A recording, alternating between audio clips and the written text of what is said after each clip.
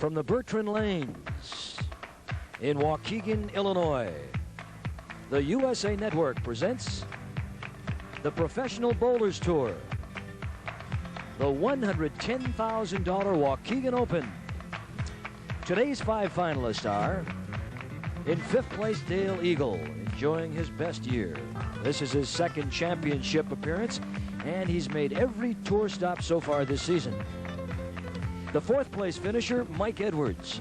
Young man, 3rd year on the tour, has a very bright future, looking for his first PBA title. Qualifying 3rd, Mark Williams. This is his 5th year on the PBA tour, and he has 5 300 games to his credit. In 2nd place, colorful Ernie Schlegel, Yves Saint Laurent, Pierre Cardin, Boy George, that all love to steal a peek at his wardrobe. He has 3 PBA titles, and he's been here for 17 years. And the man they'll be shooting at, this week's leader, Pete McCordic. He came close in Houston last week and finished just a couple notches behind the leader in Austin a few weeks back. 12 years on the tour, and so far, no titles. The $110,000 Waukegan Open on the USA Network is brought to you in part by the Stroh Brewery Company, family brewed quality for over 200 years. And by Mobil Super Unleaded, it's really powerful. And by Levi's Jeans, Cords, and Shirts, for quality and style that you can count on.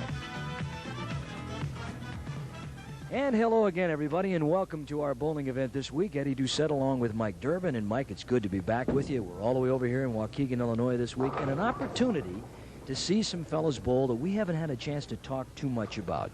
Yes, we've got some new faces on the show this week, Eddie. We have 3 fellows that are not eligible for the Tournament of Champions bowling. We've got a very colorful player in Ernie Schlegel, who most everybody knows. And we have a player who's been out here 10 years trying to win his first title, Pete McCordic. He was on a couple weeks ago, and he's still trying to win that first title. So it's a chance for some new players to get some exposure and a chance for maybe a new face to get in the Tournament of Champions. Well, let's take a look right now at some of the people we've been talking about. You've got to love the name Dale Eagle.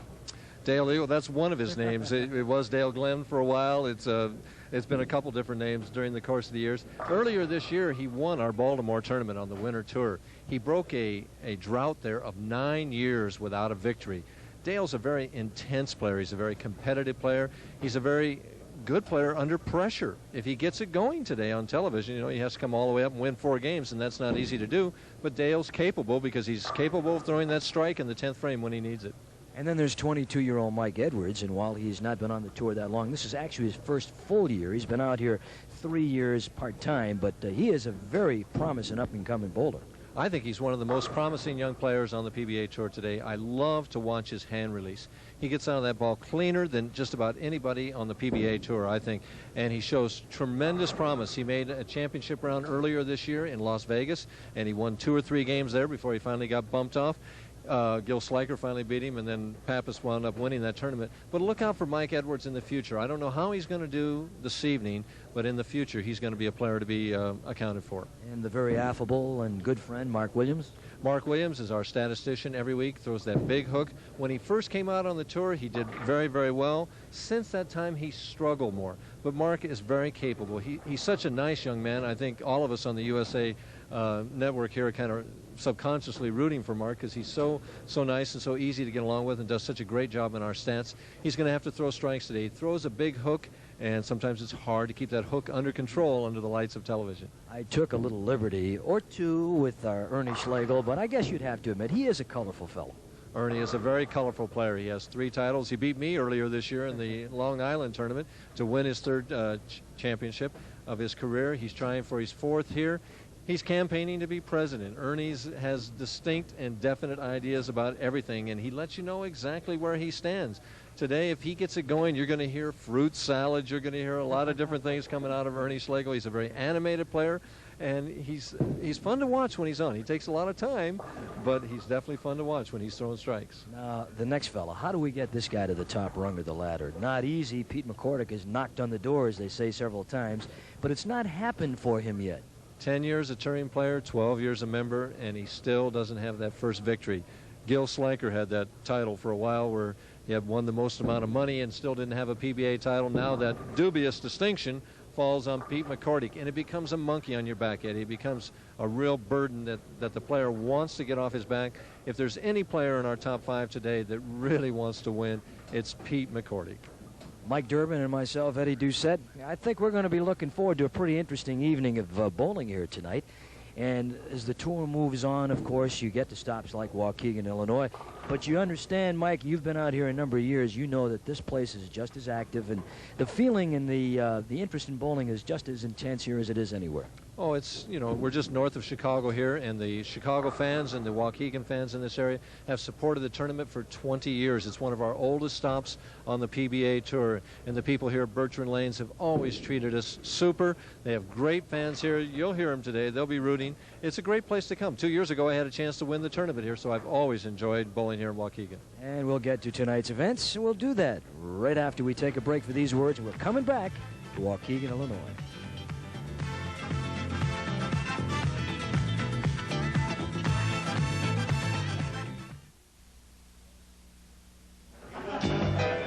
Bartender's next big league pitcher and loves to serve fire brewed Strohs. See what I mean? That was his fastball. That was the curve. Look out. Wild pitch. What was that? Relief pitcher. Strohs and Stroh Light, fire brewed for smoother taste. What a bummer. Another engine we can't mess up. How could Mobil do this to me? Yeah, make their super unleaded gasoline that good. It's really powerful. High octane is so... Knocking and pinging is becoming a lost art. Yeah. I just hope nobody else finds out how good their gasoline is. How could they find out? Mobil could make a television commercial. Nah.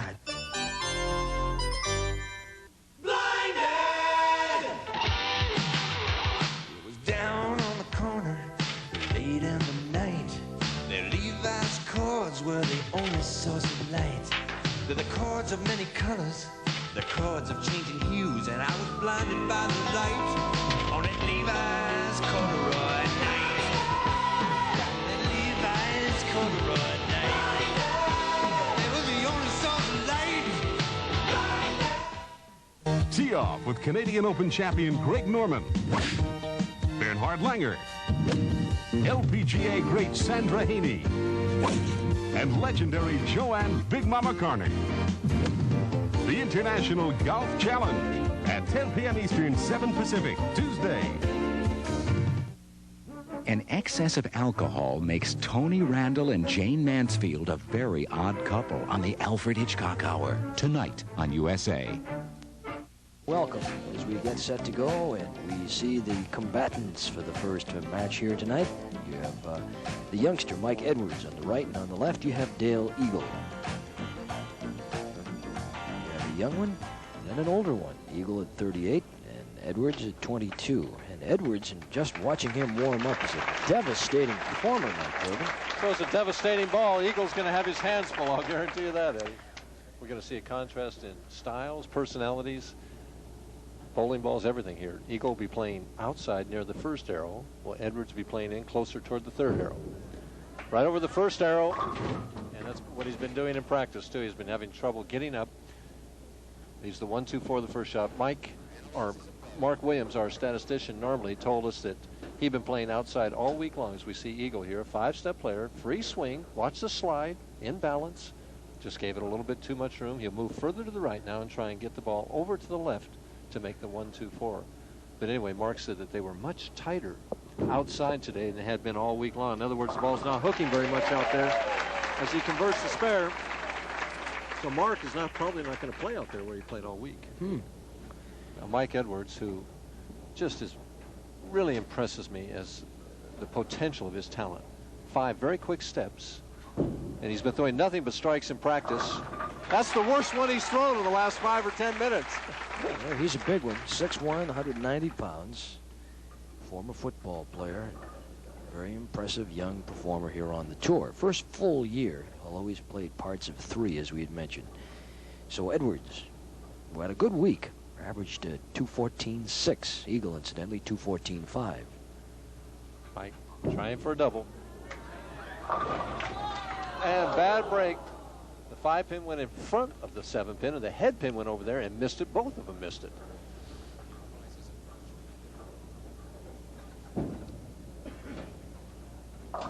Five-step player here. Very quick steps, and watch the height of his backswing, or lack of it. See, very short backswing. When you see a backswing like that, you know the player is going to be accurate as he converts that 7-pin, because the backswing never gets high enough to distort the swing at all, and so he's got a short distance come forward.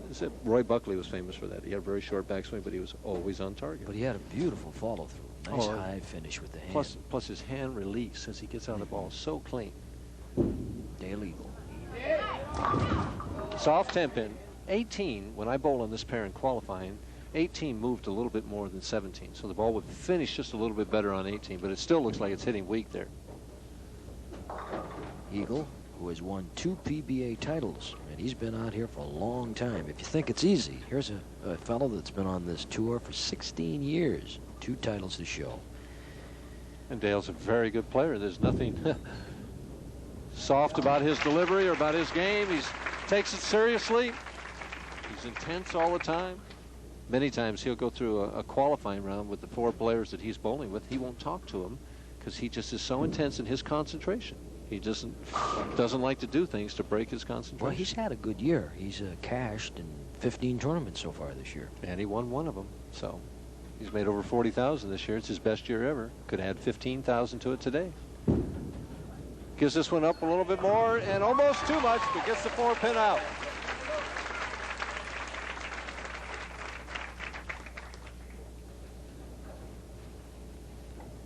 Dale pointed this one up a little bit more.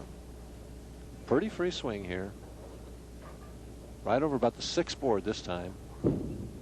As we see Mike Edwards live, leaving soft 10. It's amazing how, in practice, you could be throwing strike after strike after strike after strike. As soon as they turn those lights on, something happens. Some little thing in your hand release and your timing or something, and suddenly a 7-pin stands here and a 10-pin there. I thought your comment was apropos. Why is he doing it? Why doesn't he save a few? He'd like to have some of those right now. See how he straightened that shot out at the 10-pin? Didn't turn it as much as that 10-pin. These young players coming out nowadays seem to have so many of the little tricks that the veterans have. We have all our experience doesn't help us any. I think this fellow's going to learn in a hurry, though. I get the feeling that he is one of the bright young stars to be heard from a great deal down the road. Well, this will be his 5th tournament this year that he's had a top 5 finish, so, or a top 10 finish rather. There it is. Boy, what a powerful delivery.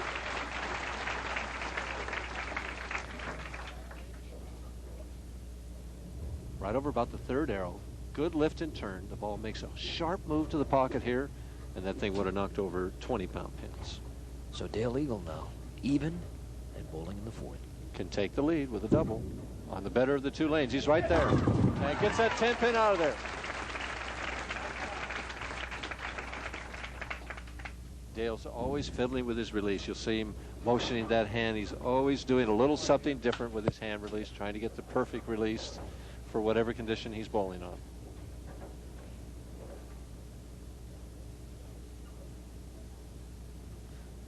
Eagle plus 10.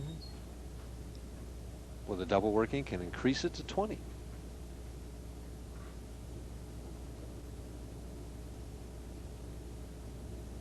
Lane 17, a little tighter. It's right there. Nope, just didn't make it. Looked like it was going to make the move, and the ball just did not finish. Left at 2-4-5-8. Big shot that was. Let's watch his follow through here. Looked pretty good. The ball just does not make the move right there. Skids right there, leaves that 2-4-5-8. Tough spare. Dale's an excellent spare shooter. See how he holds that ball down, gets it up there, and he's ready to go. Right over about the 3rd arrow. Has it. Just the way you're supposed to do it. Well, he doesn't seem to get rattled too easily, and of course a lot of that a byproduct of his 16 years out here on the tour. So right now Mike Edwards trailing by 6. His turn here in the 5th. And we will be back to see how he does when we return with the PBA on USA in just a moment.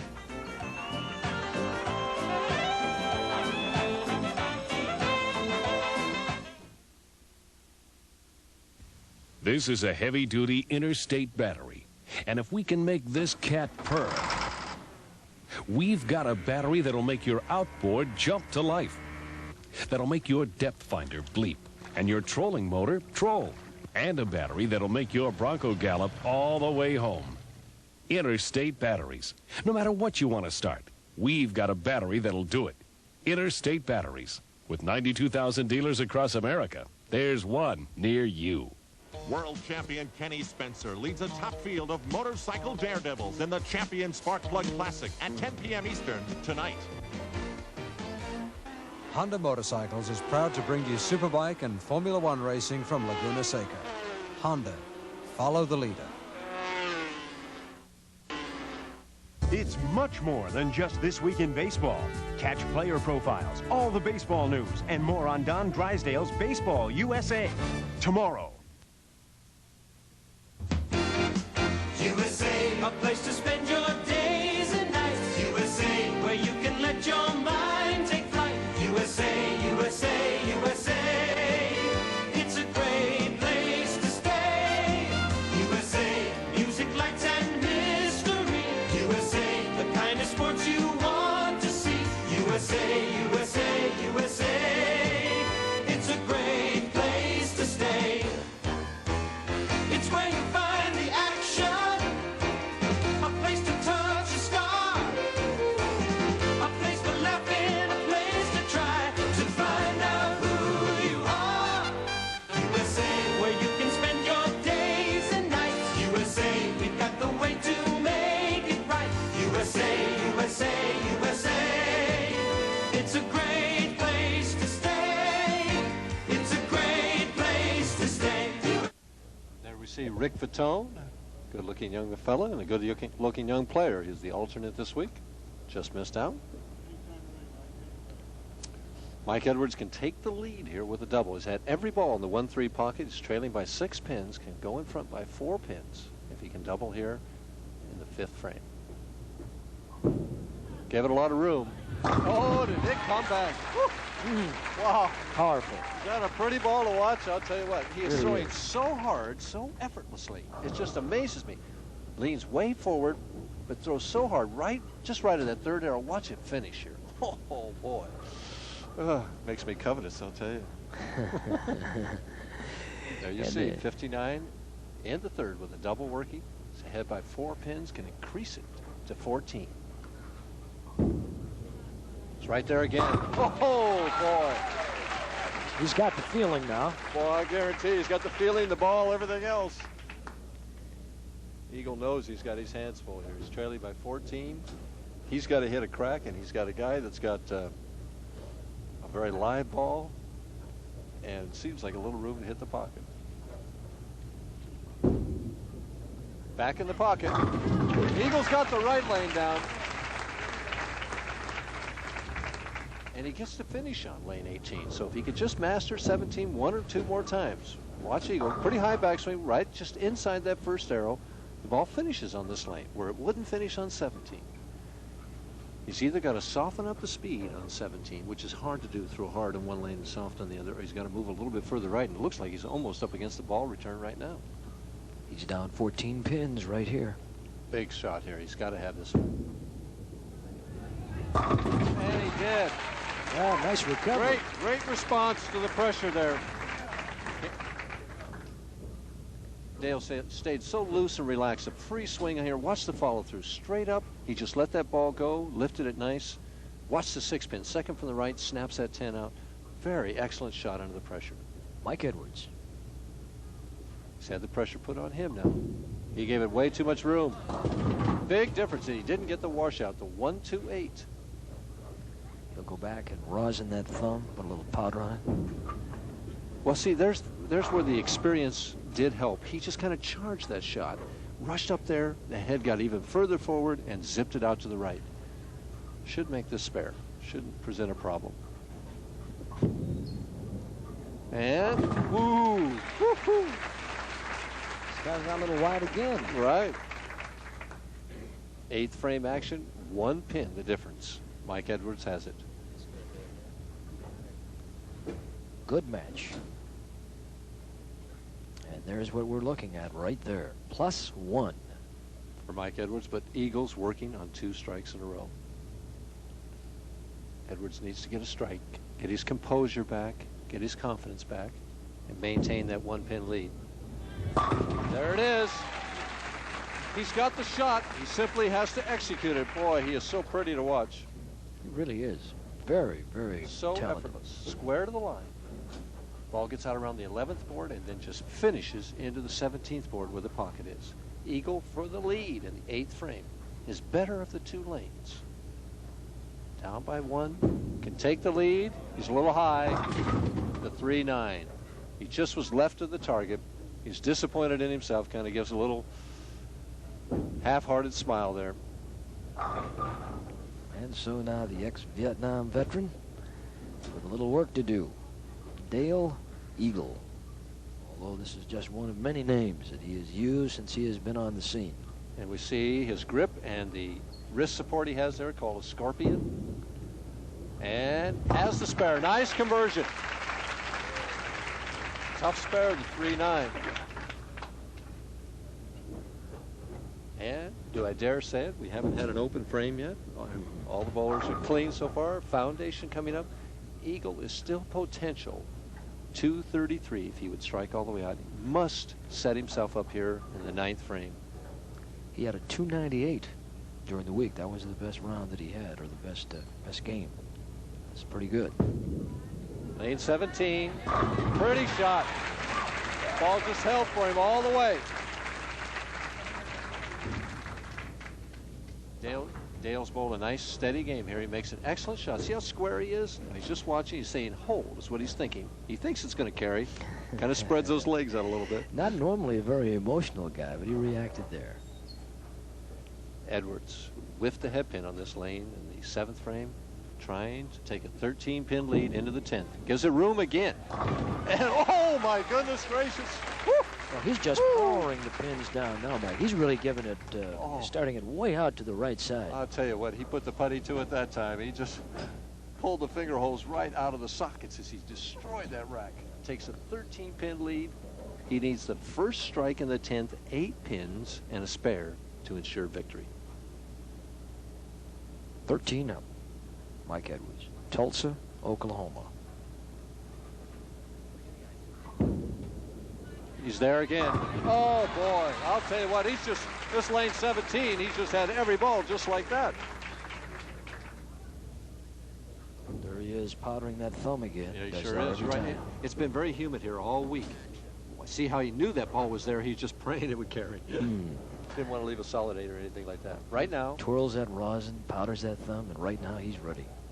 Just needs 8 pins and a spare. So what he wants to do right now is just hit that pocket. He doesn't care if he leaves a 10-pin or a 4-pin. Just get the ball in the 1-3 pocket. Gives it a lot of room. That's not going to make it. And he leaves the 1, 2, 4, 10, and he's given Eagle life. He's looking at the score now. He knows he's given it too much room. He's saying, oh no, why did I throw it like that? And he looks at it, oh. He needs to make this to force Eagle to get all 3 in the 10th to win by a pin. And 9 out. Eagle needs 2 strikes and 9. Still a very nice game. 231. Eagle, again, as we said at the top of the show, is a great clutch bowler. I've seen him strike out many, many times to win games. And you remember last week, we saw Steve Fair get all 3 in the 10th to win that first game. Last week in Houston, this week in Waukegan. And he's there. He's there. And it carries. Eagle can throw him when he has to. I've seen him do it many, many times. It's really interesting here. I think Mike Edwards has possibly a winning shot, but he may not win the first game. Very interesting. It goes that way sometimes. You know, it just, if you can get by that first game sometimes, you can go all that way. He needed 8 pins. He couldn't come up with it.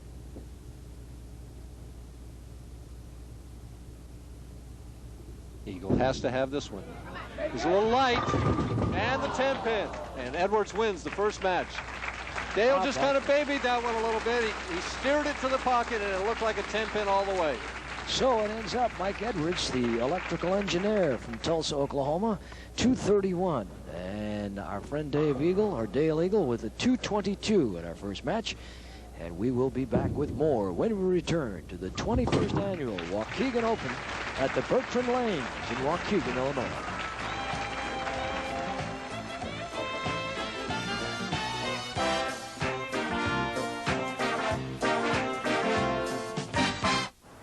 Mixing cement, it's a dusty job. So Fram makes this terrific air filter to protect my Alice's engine. It's not just one filter, but two. Now Fram makes a double air filter for cars. Not just one filter, but two. The Fram Extra Life lasts 50% longer than the old Fram filter, but it doesn't cost any more. So why not put a Fram Extra Life in your car? Why put in one filter when you can put in two? Shotgun Rapids, Idaho, and Old Milwaukee both mean something great to these guys. The shotgun means white water at its best, and Old Milwaukee means a great beer. Cold, crisp, Old Milwaukee beer, and smooth, golden Old Milwaukee Light. And Old Milwaukee. And Old Milwaukee Light. Taste as great as their name. You know, guys, it doesn't get any better than this.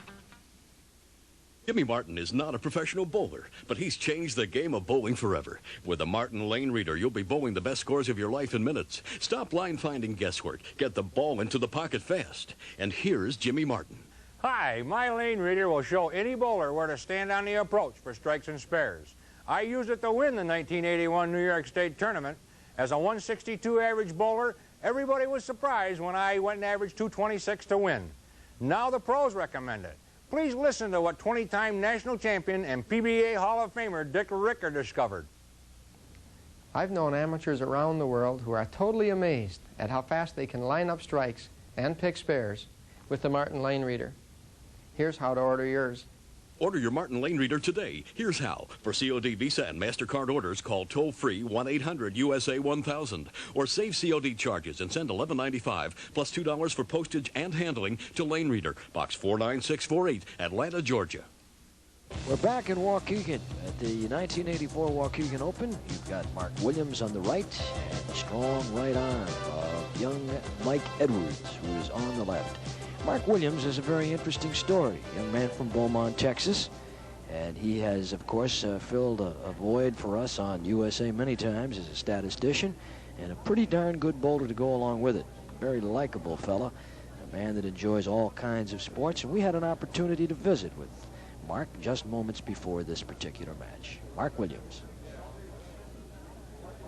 And an old friend of ours on USA, 26-year-old Mark Williams, who doubles as a statistician with us quite a bit of the time and still looking for his first PBA title. Mark, it was a great pleasure for me to arrive in town today and find out that you are sitting up there in a position where you might make a run at it. I'm sure you've got to feel pretty good about it. Well, I feel very good about it. After we'd bowled one day this week, I was just hoping to cash in the tournament, and as things kept going along, I made the finals. Had no idea I could even make the finals. Bowled real good the last block and bowled real good in finals, and now I'm in third place.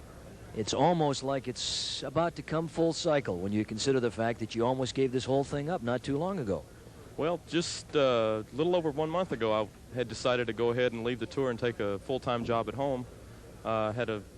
Had an offer making pretty good money. My wife already has a good job making good money, and I just wasn't doing anything on the tour in 4 years, so I was going to take it. Even though I had cashed in 4 of the last 5 tournaments I had bowled, I was still ready to go ahead and take the full-time job. Just turn it around and jump right back on the tour like that? Did you get in a position where you had to do a little retraining, so to speak, in order to get yourself back in the groove? My retirement lasted 2 days. I got home, thought I was going to go to work, and the deal turned around. Things didn't work out, so I spent 2 days thinking I was off the tour, and I was back practicing the next day.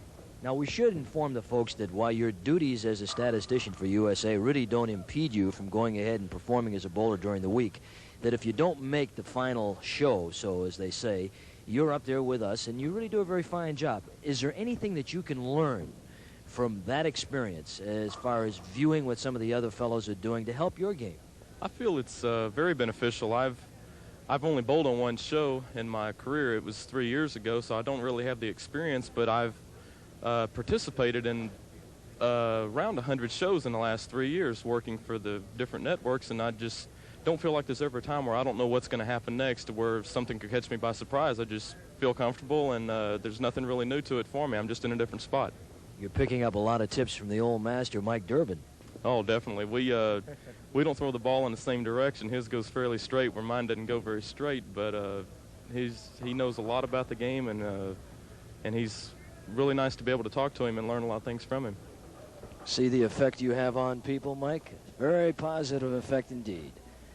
There he is, the man we talked about, Mark Williams and Mike Edwards. And if you notice, one of the things I mentioned, I don't know if I mentioned it last week or the week before, we talked about pink shirts. Yes, right. And there's Mark wearing a pink shirt. So you might explain that again.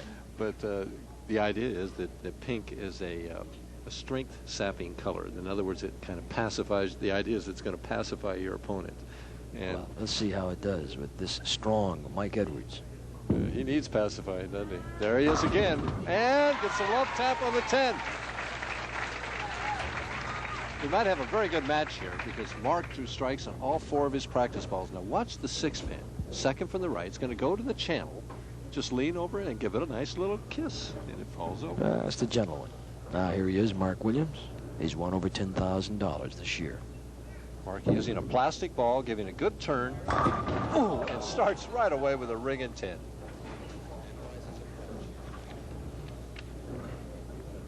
Five-step player here.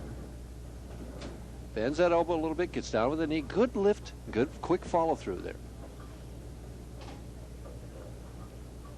Averaging 213.6 for the week. Cross lane at the 10-pin, straightens it out.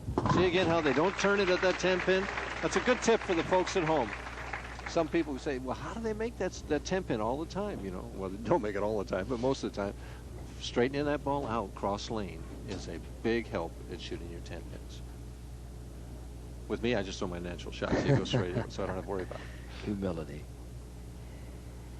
This young man is yet to win his first PBA title. Love to get one here in Waukegan. He got real close in Portland, Oregon a few years ago. Right in the pocket, and trips that 4 out of there. Has a nice soft speed, somewhat like Tommy Baker's speed. Good lift here. He gets way around the side of that ball. Now watch the 2-pin, third from the left. It's going to go to the wall, come back and get both the 4 and the 7, and the 10 falls a little late.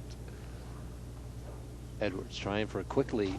On the right lane, gives it room again, and kind of helped that ball back. If you watch his follow through on that one, he kind of steered that ball back and left that soft 10.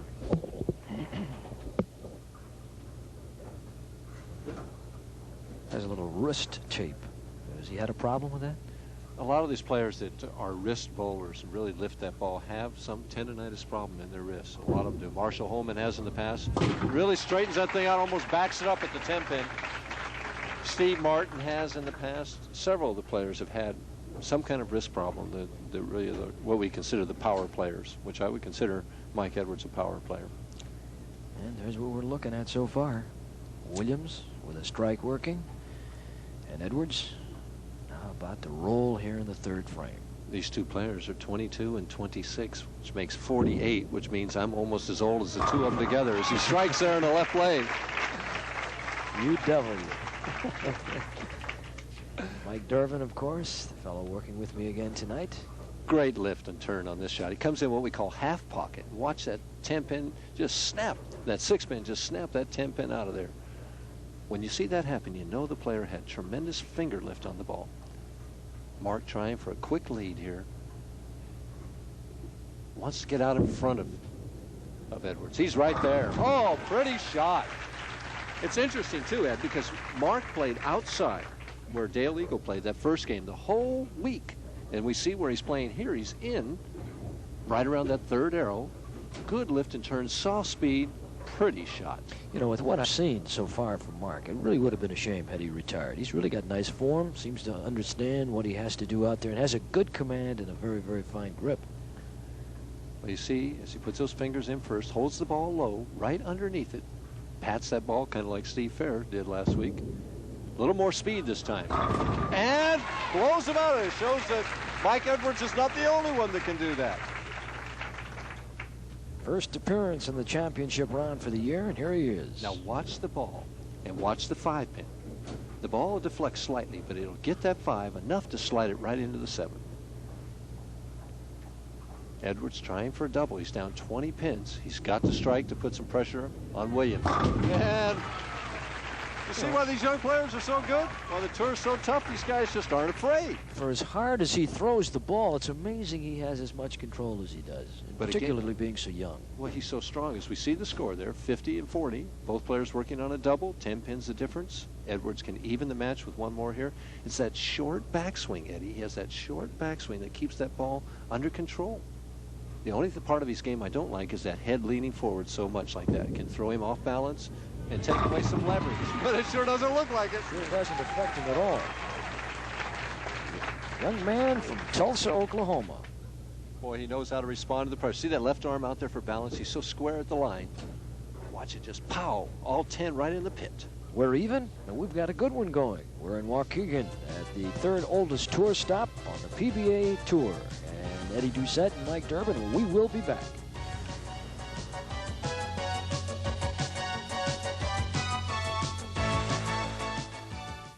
Got me a hard-to-please woman, so I got me some 501 blues. Know what I mean? Got me a hard-to-please woman, so I got me some Levi's 501 blues.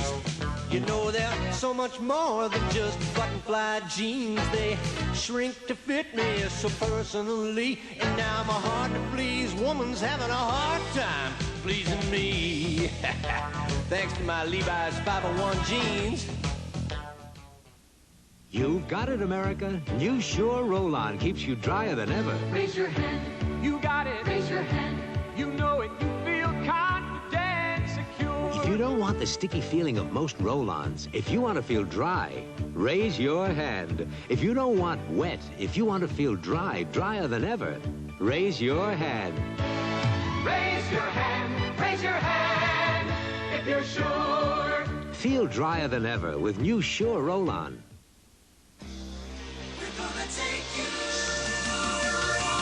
To Newman and Brando, to classics and girls, to movies that move you where boys get the girls. We are Cinemax, we take you to the stars. To more than the movies, to rock's hottest beat. It's cable TV to lift you out of your seat. We are Cinemax, we take you to the stars. USA, the home of the most prestigious events in tennis, serves up another ace with Tennis Magazine Reports, featuring late-breaking news, profiles, instruction from the pros, and much more. Tennis Magazine Reports, delivered to your home at 8 p.m. Eastern, 5 Pacific, Friday. It's the rage of Sunday television. All-American Wrestling at noon Eastern, 9 a.m. Pacific, only on USA every Sunday. And even though the Chicago Cubs are the talk of this area, there are a lot of people here that are talking bowling these days. As you can see, we've had a good turnout here at the Bertrand Lanes in Waukegan. And this is the 21st annual, one of the older stops on the tour. As we look at Mark Williams, so far doing an outstanding job. He and Mike Edwards with a good match going. Mark better not rely on that pink shirt, but rely on getting strikes. And doesn't trip the 4-pin. Boy, and I think it's going to be a relatively high-scoring match. You need to keep that strike going. Ball's right there again. It's just a hair soft.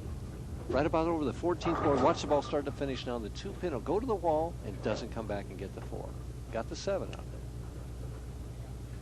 Cross lane at the 4-pin. Should present no problem. Straightens it out. Makes it easily, but he's down by a pin now. See how quick it can change? He was up by 20 just a couple frames ago. Now he's down by 1. Very quickly. Now, that's one of the magical parts of the game. You can get back in this thing, provided you don't let that fella get too far ahead. But he is very close right now. Williams down by 1. He is setting up for the 6th frame. There's his lovely wife, Carol. Really is pretty girl. She certainly is. You know who she's rooting for. He gave it a lot of room. Too much. And gets 8 out of it. Actually, has to be pleased with that. I mean, he made a poor shot and got 8 out of it. Leaves the 2-5. Needs to convert this spare, keep it within 3 pins.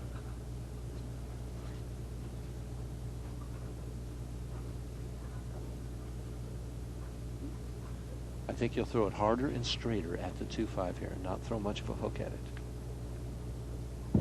That's what he did. See how he straightened that shot out? So many good tips for the folks back home. That 2-5 is, when you throw that hook at it, it's so easy to chop it. But you straighten that shot out, you can still chop it. It's just a little bit tougher. So now Mike Edwards, who has strikes in each of the last 3 frames. Up by 3 pins, can increase it to 13. Takes very little time, and he's right in the pocket. And solid 10 pin, and he keeps Mark Williams in the match. Mark kind of gives a little sigh of relief there. He might have continued a football career had it not been for an injury to his knee. He took a little time out from bowling. Actually started bowling when he was a youngster, 5, 6 years old, and then took the time out for football, hurt the knee, and now he's back, and what a break for the tour. It's kind of like Earl Anthony, you know, started out as a baseball pitcher and hurt his knee or something. I can't remember what it was now, but we wound up to be the greatest bowler of all time. So. You know, Marshall Holman's going to love this. Marshall Holman was his idol when he was watching the game. Also Mark Roth. He picked a couple colorful fellows. And there we see the difference. We're going into the 7th frame. We got 4 frames left, and Edwards has a 2-pin lead. Back on lane 17 that he has just drilled. Ooh, leaves the 8-pin this time. Now, what's the difference between what he's doing now and what he was doing before? Just a matter of just an inch. No, it's part of the game. You can throw a lot of balls in the 1-3 pocket, Eddie, but it doesn't mean that all of them are going to strike. You see the 5 go right in front of the 8 there. He did his job there. He threw it. It's just kind of a freak hit, just freak carry on that shot as he makes the 8-pin. The ball, if he threw 9 more of them there, 8 of them would strike. It's just part of the sport. You got one round object hitting other round objects at the end. They don't always fall or fly in the same direction the same way. So you're going to leave some taps as Mark Williams takes a re-rack on lane 18. And every bowler that's around the game at all accepts that and knows that. Mark Williams trailing by 1. And we're in the 7th frame here at Waukegan. Wants to get a strike here to save the count, keep the match close. Gives it a lot of room. Boy, it just came roaring back. See that little left arm there as he walked back, kind of clenched that fist. 1 pin. We got another exciting match coming right down here. You know, it's interesting here watching Mark today and having had a chance to work with him several times, how different he appears out there, his intensity. I mean, normally when you see him, he's always got a smile, and yet out there, of course, it's all business. A little scowl. Well, a lot of us have been accused of being Jekyll and Hyde on and off the lanes. Not you. Oh, yes. The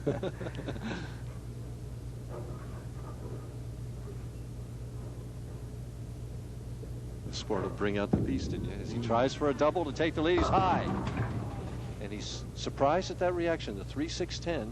I don't know whether he just made a poor shot here or he adjusted off that 2-5.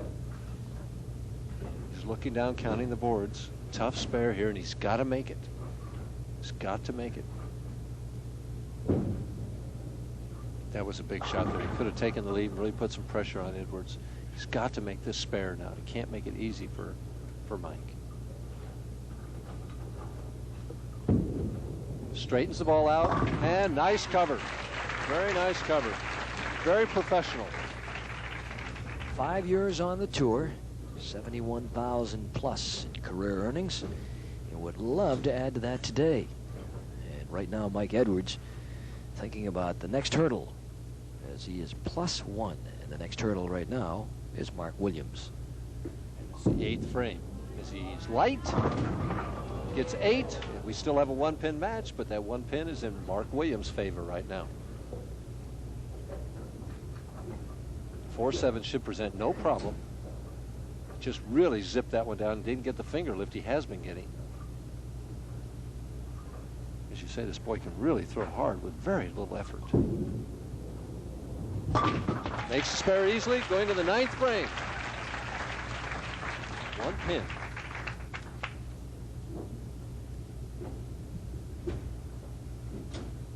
In a match that's been close all the way. Actually, that score that they have there is wrong.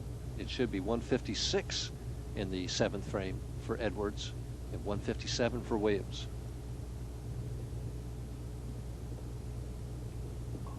Ninth frame. Needs it. He's light. Missed the head pin and then wash out the... He either stuck at the line or he just got that head too far. I told you about that head being so far forward. Let's watch him here. He gets that head forward, he charges, just doesn't get the lift, sends it out wide, leaves the 1-2-10, and he's really opened the door for Williams now. Has to make this. If he makes it, he's still down by 4 pins. Now what is he going for? He's going for the left side and send that head pin into the wall, and just like that, Perfect. Beautiful. What a pickup. The crowd alike, didn't it? Looked like it was going to go over it, and watch it. That head pin will just clip the 10. I don't know how it hit it. It looked like it was already past it. He's thinking the same thing. I don't know how it hit it. It looked like it was over it and past it. The breeze knocked it over. Foundation for Mark Williams. He's had every ball in the pocket on this right lane. He needs to do it now. Good lift and turn. It's high, and the 4-6, the soft shot. The controlled swing and a little soft. He did not execute that badly. It was the speed. It was just the speed. See, he's close to target. And it's just hooking a little too soon here because of the softer speed and maximum penalty. He goes for 9 out. And he's going to be down 9 pins going into that 10th frame. Hopes for it to bounce out, and it doesn't. Big shot there for Mark. He's still in the match, still has a chance. He has to get up there now, reconnoiter, so to speak, recollect his thoughts and his composure especially. Meanwhile, Mike Edwards thinking about what he has to do. He has no control over what the man with the ball is going to do. You just got to think about what he has to do. Mark, I think, moving another board deeper on this left lane as he went high the last time. Is it room? It's coming. All right, that's one. Nice shot. That makes Edwards mark no matter what happens. Pretty shot here. He moved in just a little deeper, gives it room.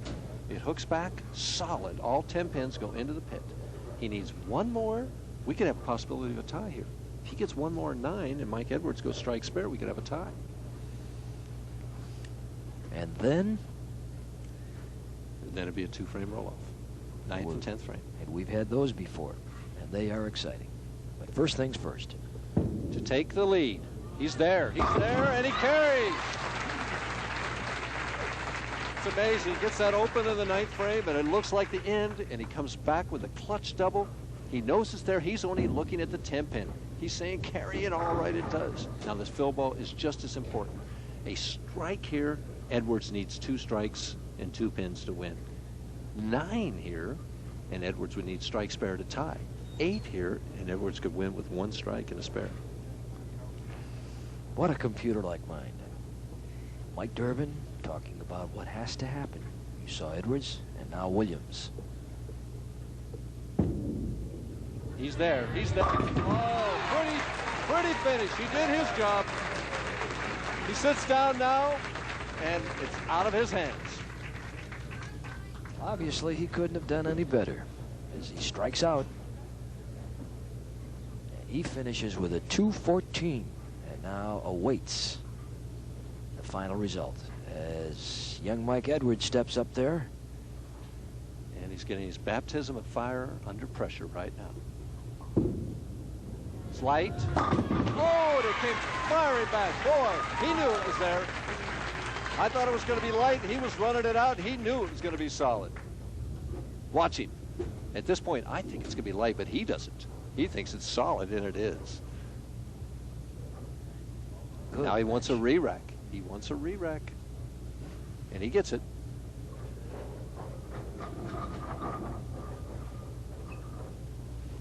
Mark knows there's nothing he can do about it. He's looking on, and at this point, you know, you don't wish your opponent anything bad, but you hope one of them stands.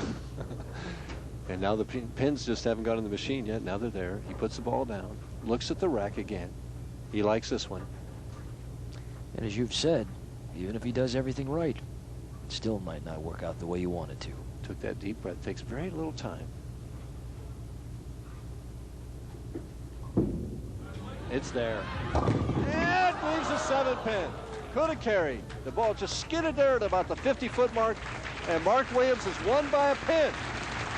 And he is shaking his head in almost disbelief. What a finish for Mark Williams as he ends up with a 2:14. And now Mike Edwards will pick it up, and he'll end up with a 2:13. 2:14, 2:13, and young Mark Williams will move on to the next step in our Waukegan Open from the Bertrand Lanes in Waukegan, Illinois.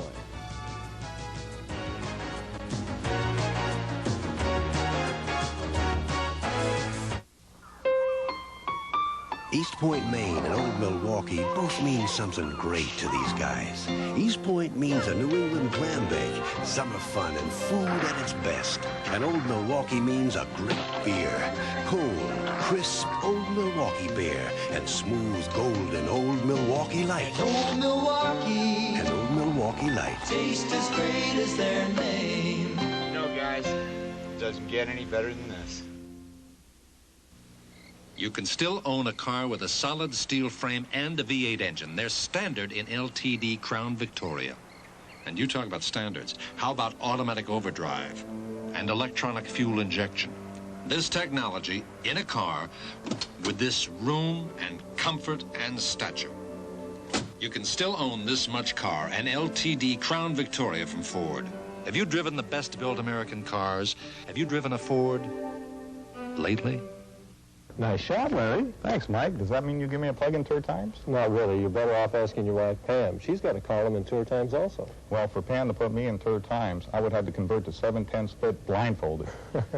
Seriously, Larry, I know that you helped to originate Tour Times. How come? Well, people everywhere have been trying to follow the Pro Tour on a week-to-week basis, and it was almost impossible for them to get the coverage they wanted. Now with Tour Times, it's easy. Right. Tour Times is published every second tournament. It has detailed stories on each event with full statistics. There are updated lists of the top 50 money winners, the 20 leading averages. It has photos, schedules, regional results, and coverage of the Women's Pro Tour also. It's really must-reading for any fan of bowling. Here's how you can subscribe to Tour Times. For 15 issues of Tour Times by first-class mail, call 1-800-USA-1000. Charge to MasterCard or Visa, or send $15 by check or money order to Tour Times, Box 49648, Atlanta, Georgia, 303. Well, we know who our top 5 are. Now let's take a look at how they finished this week, numbers 6 through 24. And in 6th place, a good-looking bowler, Rick Patone. Arnie Goldman breaking a slump, finished 7th. Mike Albee still bowling well, 8th. Tom Milton in the finals finished 9th. Kent Wagner was 10th. Ted Hannes, who bowls very well in Illinois, finished 11th. Dave Sutar, veteran, finished 12th. The Polish Prince, Mitch Jabzinski, finished 13th. Dave Houston, still bowling well, 14th. Lefty Steve Cook in 15th. Another left-hander, Joe Salvemini, 16th. Good-looking young player, Ron Palumbi Jr., finished 17th. Chuck Pierce in the finals again was 18th. Don Janello, our Seattle champ, 19th. Mike Bovia finished 20th. Mark Bay from right nearby Chicago, 21st. Charlie Tapp in 22nd. Bill Straub, who bowled 300 his final game to make the top 24, finished 23rd. And rounding out the top 24 was Jeff Bellinger. And, of course, what we're all interested in, and particularly the bowlers, what kind of money that they're talking about this week. In first place would be worth $15,000 here at the Waukegan Open. Second is good for $8,000. Third, $5,500. Fourth, $4,500. And fifth, $4,000. And our leaders round by round, the opening round by Ernie Schlegel, then the Polish Prince, Mitch Jabzinski, took over in round 2. Joe Salvemini after round 3. Mike Edwards led after rounds 4 and 5. And, of course, after round 6 was Pete McCordic. And one of the features of our shows here on USA, of course, is Mike Durbin's bowling tip. And today we're going to find out how you make that very difficult 2-7-8. Mike Durbin. The last couple of weeks, we've looked at 2 small splits on the left side of the lane, namely the 2-5-7 and the 1-2-7. In keeping with that same pattern, this week we're going to look at a little bit more difficult split on the left side of the lane, and that is the 2-7-8. Usually a bowler leaves this, if he's right-handed. When he comes in light in the 1-3 pocket, he gets somewhat of an unusual pinfall, and he's left with the 2-7-8. Now, there are a couple of different ways that bowlers use to try and convert this split. The first way is that they try and shoot it on the left, to hit the 2-pin flush enough that it'll hit the 8, but still thin enough that it'll deflect and hit the 7-pin. I'm going to try it that way first, and let's see what happens. Now again, I'm using my strike target as the target I'm going to use to try and convert the split, and I want to move far enough right to get left of that 2-pin. Get myself set, and I'm ready to shoot it.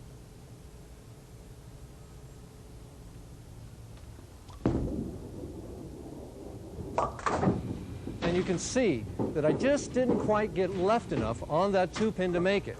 That's why I really don't recommend shooting that spare from that angle. If I'd have got a little bit further left, what would have happened is the ball would have hit the 2-pin and deflected into the 7, but the 2-pin would have missed the 8. Well, if that's not the high percentage way to shoot it, what is the high percentage way? Well, I believe the best way is to shoot it on the right, to try and hit that 2-pin on the right with enough force that the ball will carry out the 8 and the 2 will make the 7. Let's see if I can do it the right way. Again, get my ball set up. Now again, where do I stand? Well, remember last year we had a tip that the 2, 4, 5, I moved 4 boards to the right and used my strike target. Well, I want to use that same principle, but I add 1 more board, making it 5, so that I can get that 8-pin out. So, set myself up right here. I'm going to go right over the strike target, and let's see if I can make it.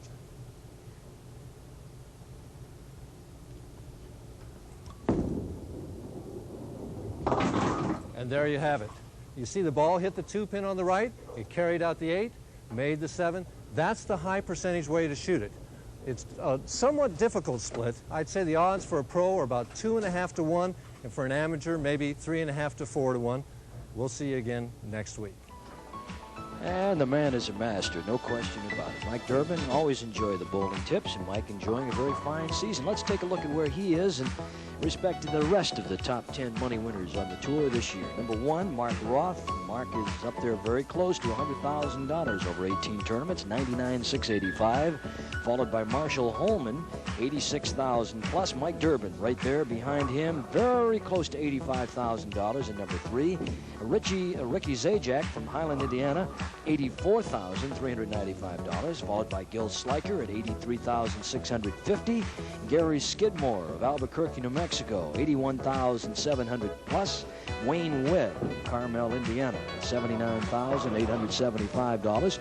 George Pappas, $71,430. Number 9 is Mark Baker of Garden Grove, California, at $70,480. And Ted Hannes from Zanesville, Ohio, number 10 man on the list, at $69,485. Nice bowling for those fellas, and a very fine year for sure.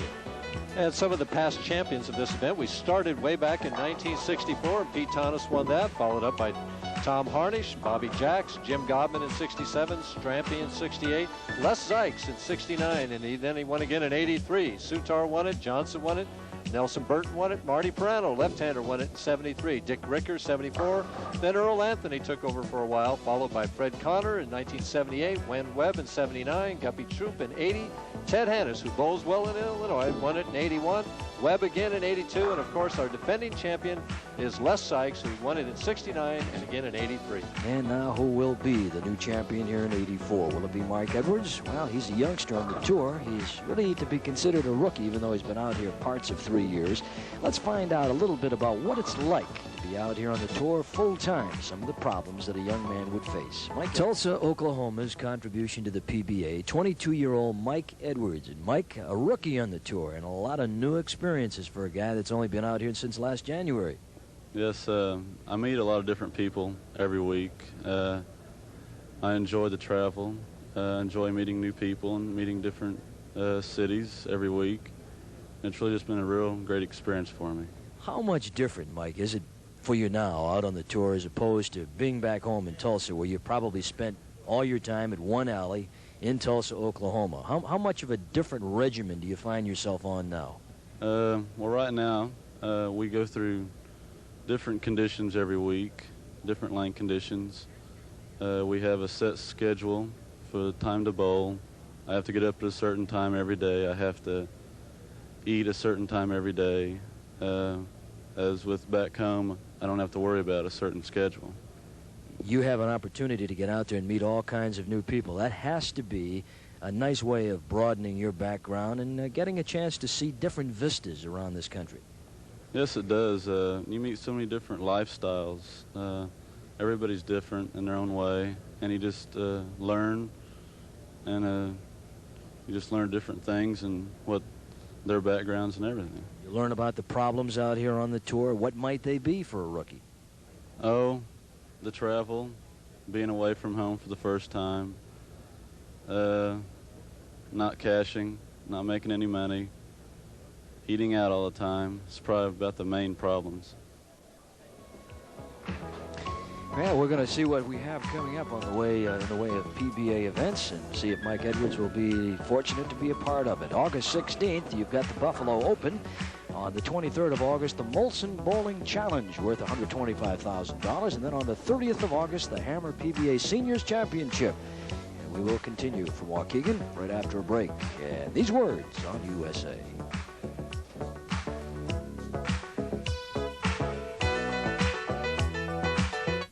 Already over 2 million veterans have called to find out how this card can serve them exclusively.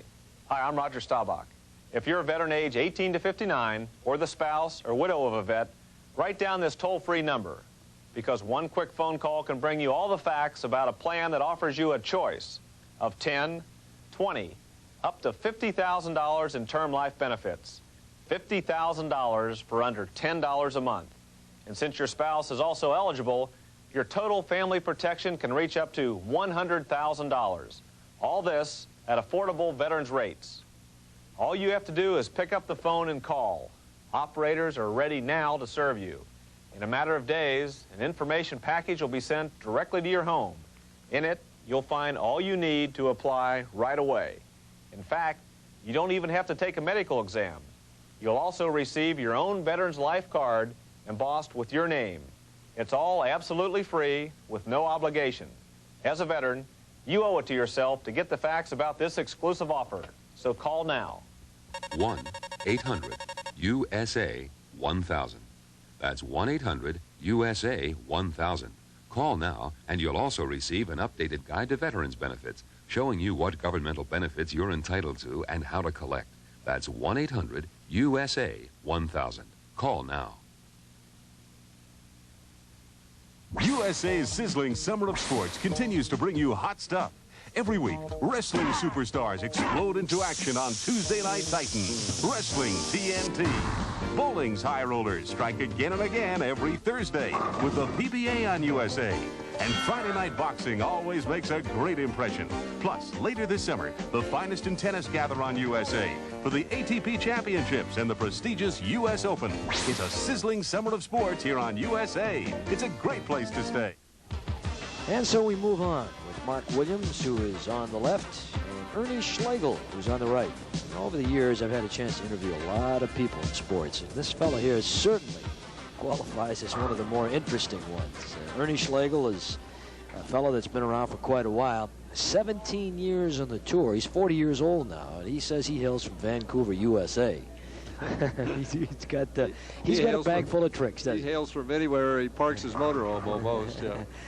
He's a character, and he's been out here entertaining the fans, and right now we're going to have an opportunity to hear from him. This is Ernie Schlegel on USA. Ernie Schlegel, half a loaf on the positioning round. You made it here, and you weren't even supposed to be here. Well, my daughter wanted me to come here because she never seen me on a TV show and been there. So I said, well, we'll go and we'll go out and win it. You've got to feel good about where you are, even though you only came up with what, as they say, a half a loaf. And that was interesting. Well, I got up and just threw the ball, figuring, you know, being a pro could probably get 7 on a count ball blindfolded. Well, I dropped the ball, and I got 5, and it put me second, but that doesn't bother me. Now I have to win 2 games to win the title, plus it'll give me more exposure. And we all need exposure, right, Ernie? Well, exposure then is PR, and PR is the name of the game, and the people have to know who you are. PR and that wardrobe will go very well together. Oh, well, I have a red and white shirt to go with the red pants, and red is a very aggressive color, and I like to wear aggressive colors when I bowl it. I think the more aggressive you are, the better you bowl. Is the red and white shirt your good luck outfit? I don't believe in luck. You make your own. Luck is fate, and I'm a believer in fate, and you have a complete control over your destiny, and I know where I'm going. They say that you're a colorful player. Do you object to that? Oh, no, I love it.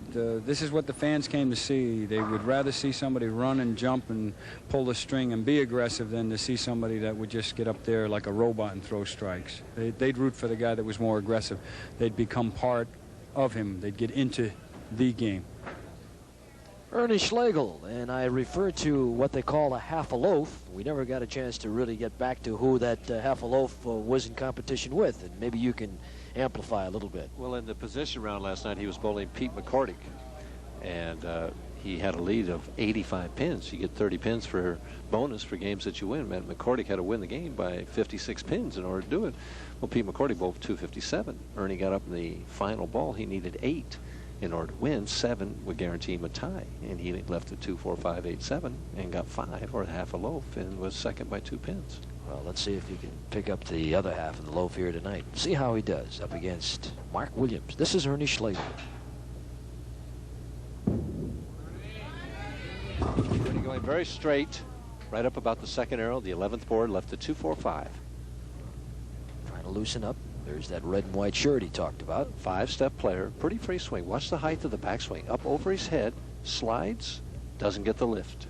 The ball doesn't finish, 2, 4, 5. Blows in that thumb hole.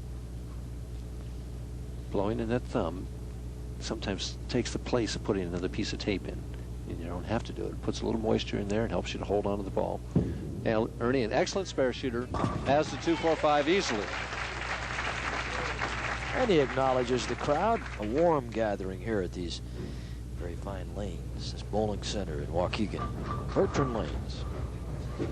And Mark Williams, starting on lane 18, gets to finish on 17 again, which was his favorite of the 2 lanes in the last match.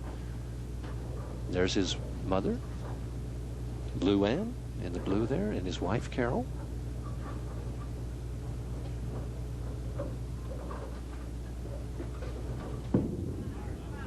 Back in the pocket, and gets that 10-pin out of there. That's the shot he was looking for in the 9th frame when he left the 4-6 in the last match. Again, right over about the 3rd arrow. See, I think he moved in another board or so from that 9th frame. Pretty shot. The ball just went down, made the turn, finished. Did exactly what it's supposed to do. Struck. Looking good so far. Mark Williams, our statistician most of the time on USA. And tonight, doing a very nice job in the competition here at the Waukegan Open. If Mark would happen to win this match, we would be guaranteed having a new champion. Good speed on this shot. Oh, boy, nice shot. He looks good now. Boy, he got through this ball so well. When I say got through it, watch the lift. See, he lifted that ball out about 3, 4 feet on the lane. Just finishes solid in the 1-3 pocket. And 6 just kind of leans on the 10. And he's got a 10-pin lead. Schlegel better get his striking clothes on and get his whole repertoire ready.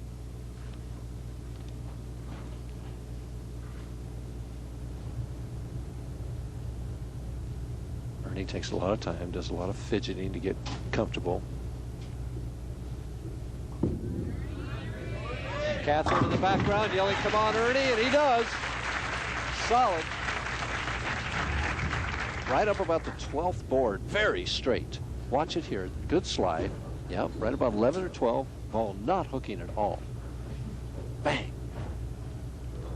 High game, 266. He averaged 219.3 this week, so he had a very good week. Winner of 3 PBA titles, and he's taken a lot of time to do it. 17 years. And there's Catherine, his wife, on the left, and his daughter Darlene on the right, looking very uptight. To get even in the match here.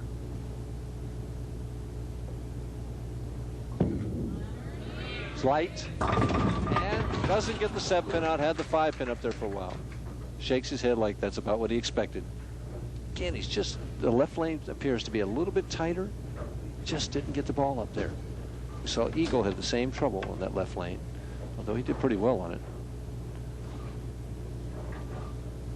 Ernie cross lane at the 7-pin should present no problem for him.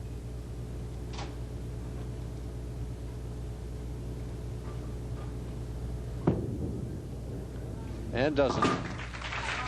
But he's put Mark Williams in the position now that if Mark can get a couple of more strikes, he can get a commanding lead right away. Mark asks for a re-rack.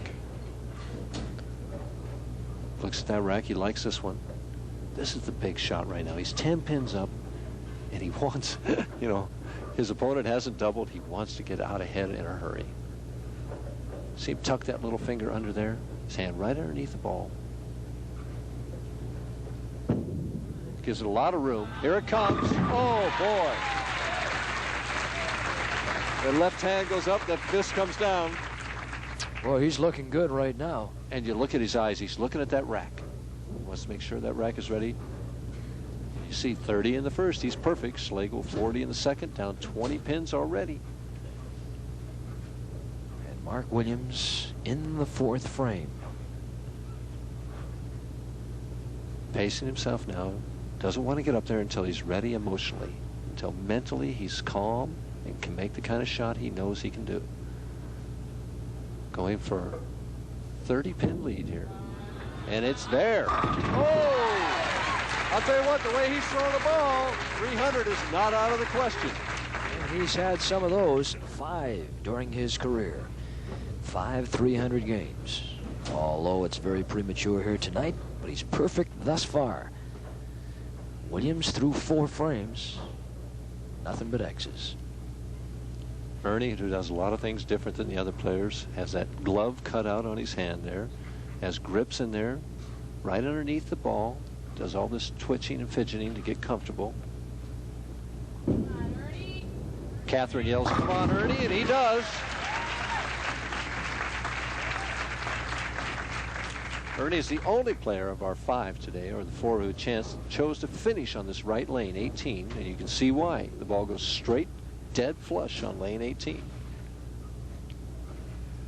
Oh, he even brought his red towel here tonight, just to let everybody know that he was extra special, aggressive. He's got the red towel and the yellow glove on his hand. He took a re-rack there in the left lane. Red shoes, red socks. He and Guppy Troop would make a great pair over there in Vegas, wouldn't they? Well, Ernie knows how to promote himself. There's Catherine looking on. She knows the score, knows that he has to have a double here. Did you read her lips? I missed it. I didn't I was do looking it. at the score. I was too. He's got to have a double here. This is lane's giving him a little bit of trouble. Softens up and goes high. Instead of, you know, he talked about being aggressive in the interview, and instead of doing that, he's been soft on this left lane. Instead of throwing it harder and trying to drill it, he tried to soften up and hook it a little bit and hit the nose and got the 4, 6, 7. He'll throw hard at this and hope to bounce it around. In fact, he's definitely not giving up on it. He's going to fire at it. Well, he tries to slide it over. That's what he tried to do. He tried to slide it over and couldn't do it. So he's open in the 5th frame. That's the first open we've had here tonight, I believe, Mike Durbin. And we'll take a break. Remind you again that we are at the 21st annual Waukegan Open in Waukegan, Illinois on USA.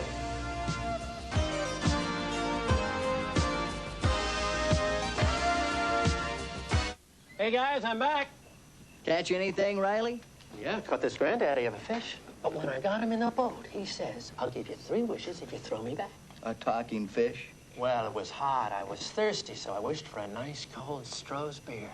And there it was. Tasted so good, I wished for another one. 2 wishes, 2 Strohs. And what'd you do with the 3rd wish? Hey, would I forget my friends? Strohs and Stroh Light, fire brewed for smoother taste. This is a heavy-duty interstate battery.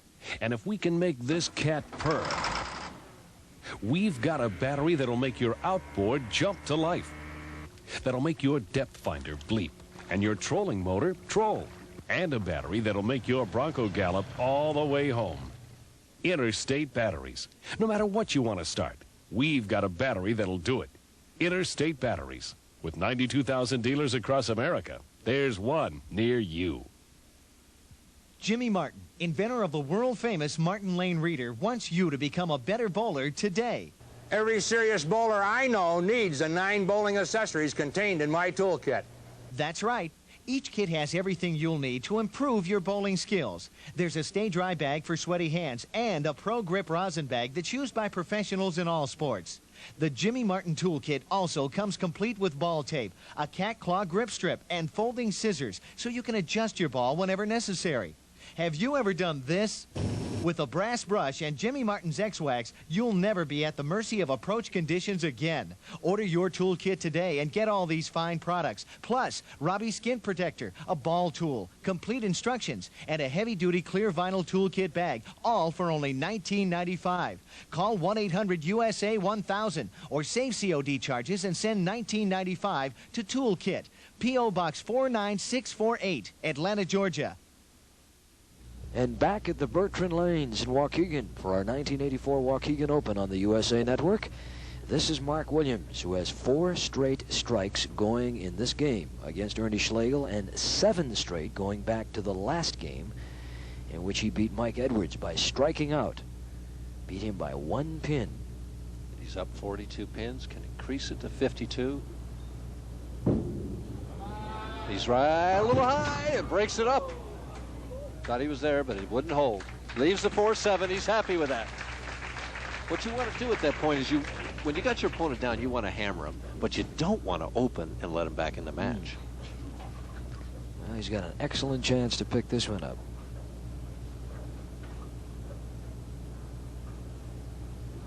Cross lane at the 4-7, throws it straight at it. So many of the hook ball players are learning that shot on their spares. I've noticed Mark Baker does that now, and Mark Williams doing it. We saw Mike Edwards doing it earlier. We saw Brian Voss last week throwing the straight ball at the spares. It's not fair. Some of these, these big hook ball players learning how to make those spares as Carol looks on. A little nervous.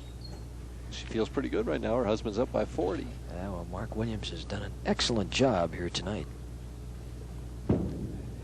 Good speed on this one, and now he has led his opponent back into the match. The Greek Church, 4, 6, 7, 9, 10. Just what he didn't want to do. I thought he made a good shot. The lane could be breaking down as they're bowling because it hooks right there, and where he got the break and broke up the split before, this time he doesn't. He'll try and get 3 of them. Hopefully get 4. Slows it straight and gets 3. So he leaves himself an open. And Schlegel with an opening. And Schlegel sitting on the bench after he got it an open. Went from being 42 pins down to now he's only 23 down. And he's right back in the match as he asks for a re-rack on this right lane. How quickly the fortunes can turn around. Now the question is, can he take advantage of it? Ernie Schlegel. No, he didn't ask for a re-rack on the right lane. He waved it. He must have been waving at something else. I thought it was for a re-rack. Very little time this time. Changes his strategy. He couldn't do it. 6, 7, 10. He didn't take any time at all on this one. He kind of bounces his legs and just charged up there and threw it left of target, and the ball won't hold. And that's not the way to win matches. Ernie will give this a shot. He's a great split shooter. He might make this one. Nope, didn't bite, and he's 8 out. Gives him 96 in the 6th frame, and it's back to a 35-pin differential.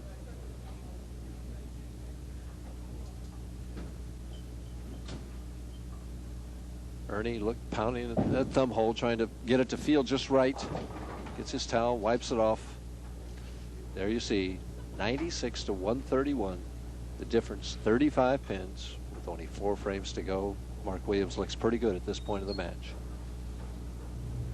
Ernie changing his angle, moving outside on this left lane. He has nothing to lose now, and now he throws hard. That's what I thought he would do the last time. Go to the aggressive shot. See now how much harder he threw this ball? Right up over about the 6th board, not giving it a chance to hook. And Ernie Schlegel can do that better than anyone. Even better than yours truly. He has the aggressive red on, but he has been inconsistent with his aggressiveness so far in this match. And Mark Williams with a good opportunity now. It's been high the last 2 times. This time makes the adjustment, moved in a little deeper, and leaves the weak 10. The match is not over, though, because right now Mark Williams, if he would go spare strike all the way out, would finish with 211. Ernie Schlegel, much trouble as he's had and everything, is still potential 216 if he goes all the way out. And we saw last week Mark Baker got the last 6 in a row to shoot 230. So strikes at the end of the game really can add up and bail out scores. Cross lane at the 10-pin, has it easily.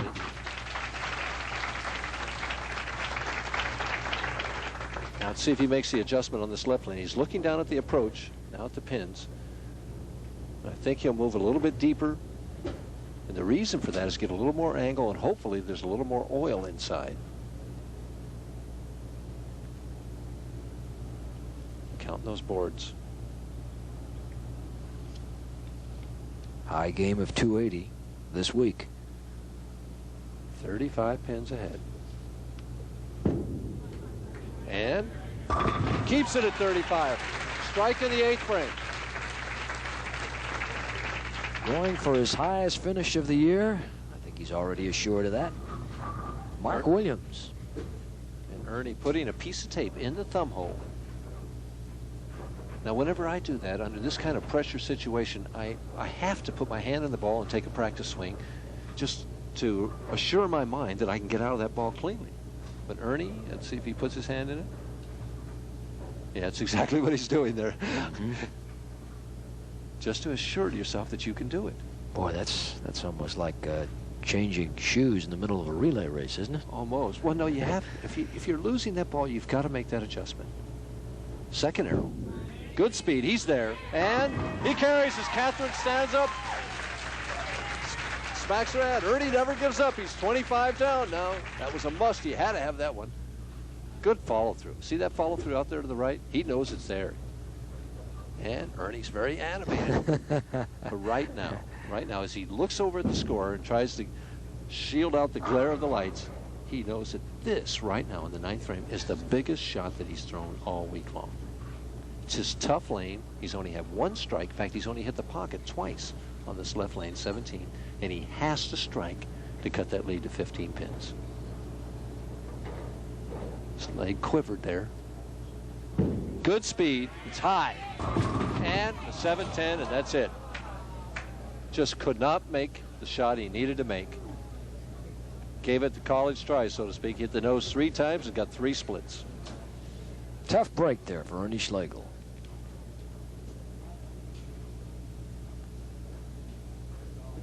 Fires it at the 10-pin, hoping to bounce it out, and misses them both. And he's opened the door and given Mark Williams a free ride in. The best Ernie can do is 180 if he strikes all the way out.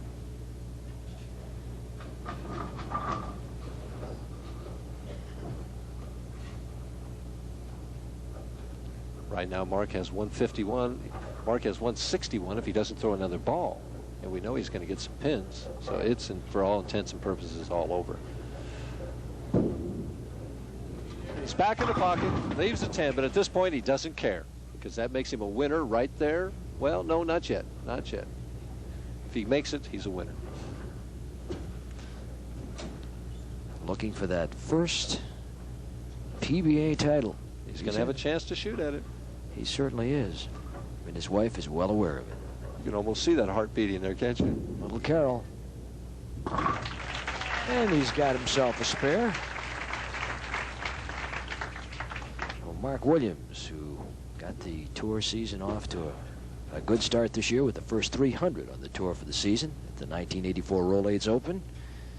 We'll see what he can do to add to his score now and what looks to be a step into the final round.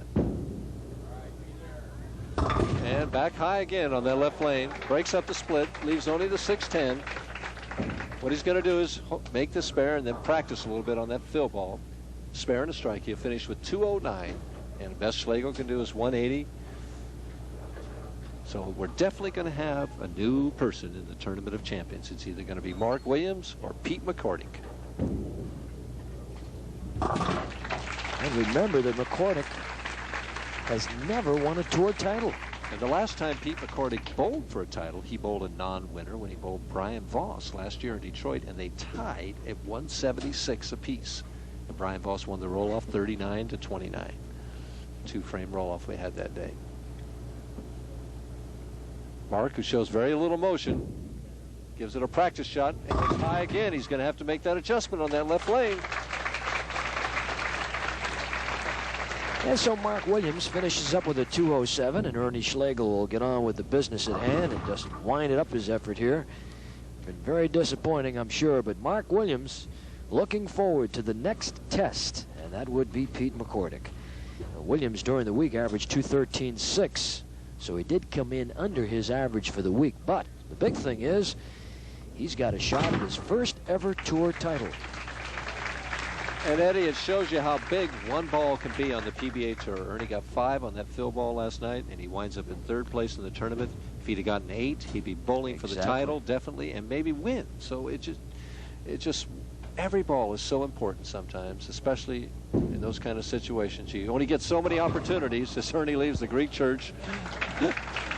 Well, a friendly smile from Ernie Schlegel, very colorful performer, and he congratulates Mark Williams. Mark left him an opening there when he left him open, but Ernie couldn't take advantage of it. And we'll tell you that it'll be Mark Williams moving on with a final here of 207. Ernie Schlegel 165, and coming up next, Williams versus Pete McCordic on USA.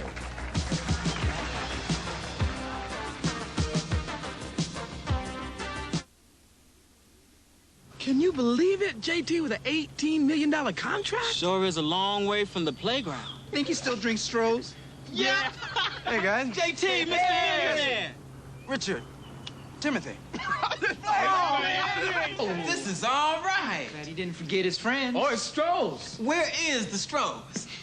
Out by the pool. The pool? Strohs and Stroh Lights. Now that's a cooler. Fire brewed for smoother taste. World champion Kenny Spencer leads a top field of motorcycle daredevils in the Champion Spark Plug Classic at 10 p.m. Eastern tonight. Honda Motorcycles is proud to bring you Superbike and Formula One racing from Laguna Seca. Honda, follow the leader. An excess of alcohol makes Tony Randall and Jane Mansfield a very odd couple on the Alfred Hitchcock Hour, tonight on USA. He was just a lonely guy looking for love. Then the rabbit died.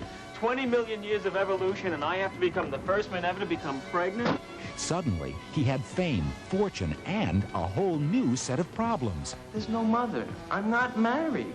Billy Crystal, Imogene Coca, Paul Lynde, and more make medical history in Joan Rivers' Rabbit Test, a comedy that gets positive results on the USA Movie. At 8 p.m. Eastern, 5 Pacific, Monday. Happy birthday to Mom. Chris wants to show his love, but he has a problem. He sees letters reversed or in the wrong order. Chris has a learning disability. Lots of bright kids do. It can mean frustration in school and home. These problems can be helped. Contact the Foundation for Children with Learning Disabilities for the new guide for parents of children with learning disabilities. Happy birthday, Mom. For some kids, it's a lot easier to feel love than to write it. And so we move on to the finals, and it'll be Mark Williams on the left against Pete McCordic. And whoever wins will be getting his first win ever. McCordic, been around a long time. Williams, not quite as long. And we had a chance to talk to Pete McCordic about it. He's had his problems, no question about it. But I think the one thing that you should be aware of is that this gentleman has been bowling very, very well. He's finished second 5 times. So he has, as they say, been banging on the door, but never has had an opportunity to open it and walk through. 12 years, 10 years as a tour traveler, 12 years as a member of the tour, and he has yet to get his first tour title. Let's meet him, Pete McCordic. The #1 seed here at the Waukegan Open, and a fellow who's been on the tour a long time and still no titles, but that really isn't an indication of how well this man is bowled. We're talking to Pete McCordic, and Pete, you're tired of the question, but we keep giving it to you anyway. 12 years, no titles. When's it going to happen? Hopefully it'll be today. This week has been very fortunate for me. I've bowled real well. I've been on a pretty hot streak, bowling well the last 2 weeks, and then coming in here, I got a big break the last game against Ernie Schlegel to be #1 seeded. But so far the breaks are going my way. Maybe it'll be today. Tell me, how did that happen? Well, the last game I was 85 pins down in the position round. I had to beat Ernie by 56 pins. I was fortunate. I had to bowl a position round on the same pair I bowled the last game on, and I shot 269. So I felt like if I could get out to a good start, get a few strikes in a row, put a little bit of pressure on him, but I'm sure he wasn't even thinking about me overtaking him with that kind of a lead. But I knew I had a chance to shoot a big game at 250 or 260. Say if he didn't get lined up real quick and get a double or a turkey, and he's only shooting 2-0, then I felt like I had a legitimate chance to overtake him. The bankroll is fattening, but the tour titles don't show that. It's got to be a little frustrating. All these years, you've come close, you've finished second 5 times. How do you mentally prepare yourself coming into these tournaments knowing that you have not been able to get that big one? Well, I don't know. Just mentally prepare is the right word. I just have to go out and try and make 12 good shots. The reason why I haven't won before is there are different reasons. I've bowled guys that have bowled real well against me for the title. I've had a chance to win and not gotten a pocket hit where I've thrown the ball in the pocket and not carried for the strike I needed. And I've bowled bad a couple of times. I've thrown bad shots a few times. So there's a lot of reasons why I haven't won. It's just up to me to go ahead and make good shots and hope it's good enough to win the tournament. 2 Texas boys, one from Beaumont, one from Houston. And incidentally, or coincidentally, both these gentlemen were in each other's weddings. So I guess you'd have to say that they're pretty good friends. Well, yeah, you took my line from me. I was going to say that I was going to go out on a limb here and say that I'm going to gamble that a Texan will win this tournament. But I'll go the other way. That somebody with a shade of pink shirt is going to win. We've got 2 pink shirts out here. Mark Williams first up. And Mark did say this left lane has been breaking down as he moved in a little deeper, and that's the penalty you pay, which you keep going in deeper. You'll have a few more of those weak 10s. Remember, he left the Greek church last time on this lane, so he moves in a little deeper. Watch the 6-pin. He just will not get out of the channel to get that 10.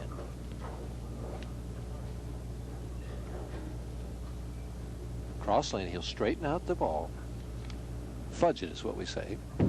At the 10-pin, and holds on to make it. He gets an ooh and an ah from the crowd. He's had 2 open frames in the games that he's bowled so far here tonight, but he did not let that one elude him. Well, he's had 2 splits. One in the 9th frame in the first match he had, and then the Greek church he had against Ernie Schlegel that almost let Ernie back in the match.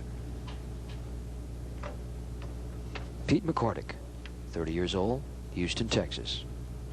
And Pete plays inside on this right lane, and right away we get our tip. 2, 7, 8. Pete, who recently switched to a 4-step delivery from 5, pushes it in steps, backswing shoulder height, good slide, follow through comes in just a little bit. Again, he wants to hit the 2-pin on the right. The ball takes out the 8, and the 2-pin hits the 7.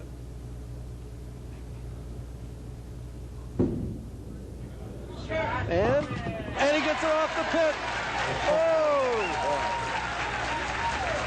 Yes, sir. So the man who has won the most money on the tour without winning a title shows how you pick this one up. Well, watch. He hits it too far left to make it.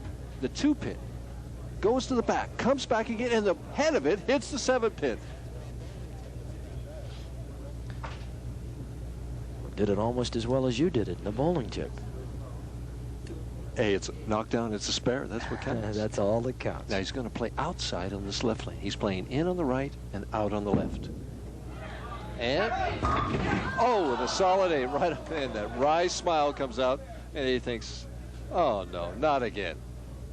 Gets one break, one good break to make the spare, and then one bad break here right behind it. As we'll see, the ball chopped the 5 straight back off that 8 for what the purists say is the only true tap in bowling.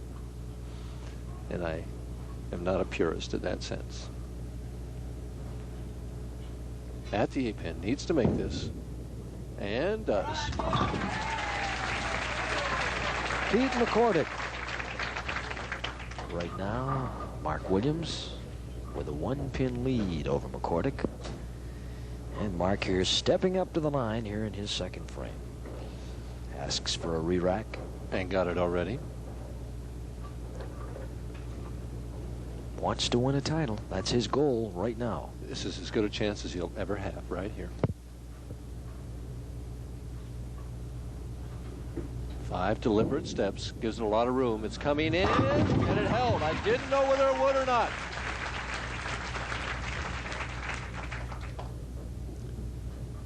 Gives it room. Hits about the 3rd arrow. Goes out to maybe the 10th board. And here, it looked like it was going high, and it just kind of stopped. For which Mark Williams says thank you.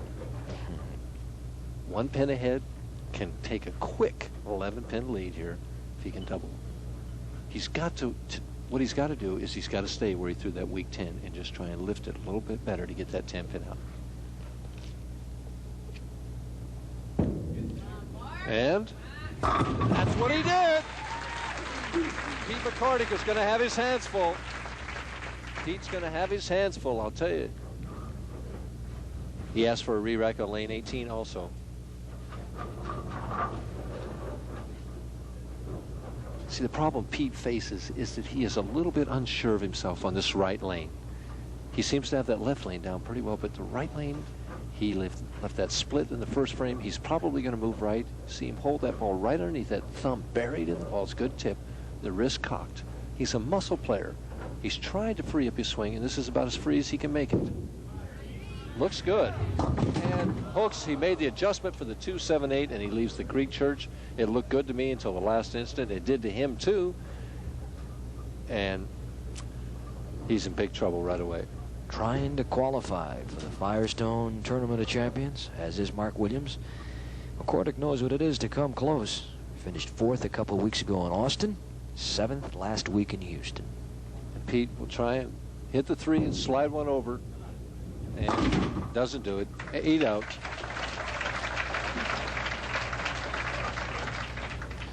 And it's, boy, Pete's beginning to wonder already. 3rd frame. Williams with a couple of strikes and a spare. And you see his 42 in the 3rd frame with Williams working on a double. He's down 28 pins already. There he is. 28 pins down. In the 4th.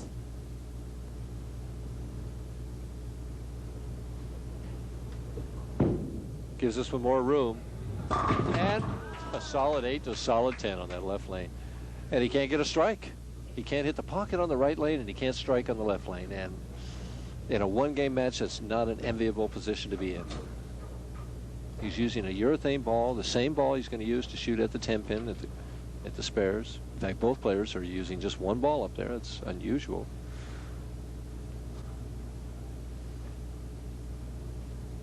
Pete breaks his wrist and throws it straighter at the 10-pin, as many of the players do.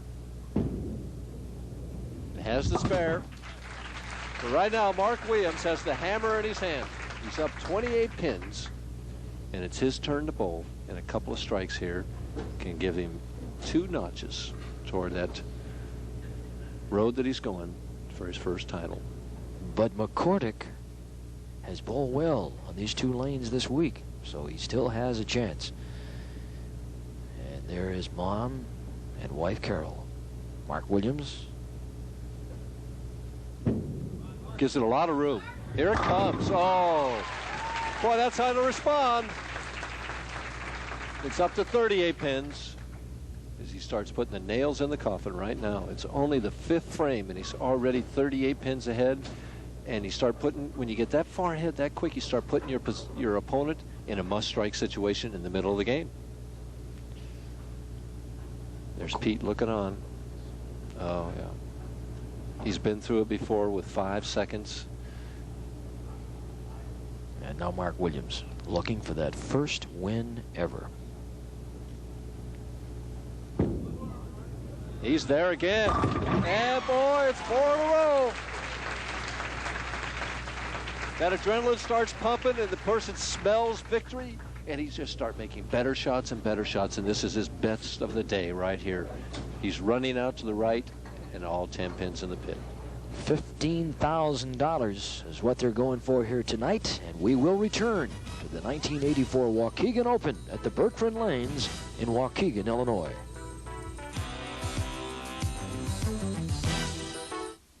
expectations of a good harvest. That story and more next. The Wall Street Journal Late News with William Bruce, brought to you by Ford Motor Company. You're going to love the quality. At Ford, quality is job one. Good evening, everyone. Crop prices have eased recently, and now it seems they could go even lower. Tomorrow, the Agriculture Department is expected to announce significant increases for this year's harvest. Oil prices are also under pressure from a worldwide glut, and OPEC oil ministers now say they may lower production to help stem the decline. And score one for Avis. A federal judge ruled that some Hertz ads were deceptive and that Avis should be compensated for damages. There's no word on whether Hertz will appeal. Now this message. What Ford has done is so big, I only have time to tell you one small part. Our F-Series light trucks are America's best-selling truck line. Why are they so popular? They're built tough, like all our trucks. How tough? Let me put it this way. 1/3 of all the trucks still on the road today all carry the very same thing, the Ford name. You're gonna love the quality Ford. Quality is job one. It's not a black market, but some auto dealers are skirting quotas on Japanese imports by bringing Suzukis in via Puerto Rico, Guam, and the Virgin Islands. So far, the unauthorized imports are insignificant, but growing quickly because demand for Japanese cars is so high. And sporting goods stores need a new fad. Business is off because tennis and racquetball aren't the hits they used to be, and the running craze is slowing to a jog. On Wall Street, stock prices rocketed higher today, with the Dow Jones Industrial Average picking up about 28 points in heavy trading. For the Wall Street Journal, I'm William Bruce. Thanks for joining us, and good night.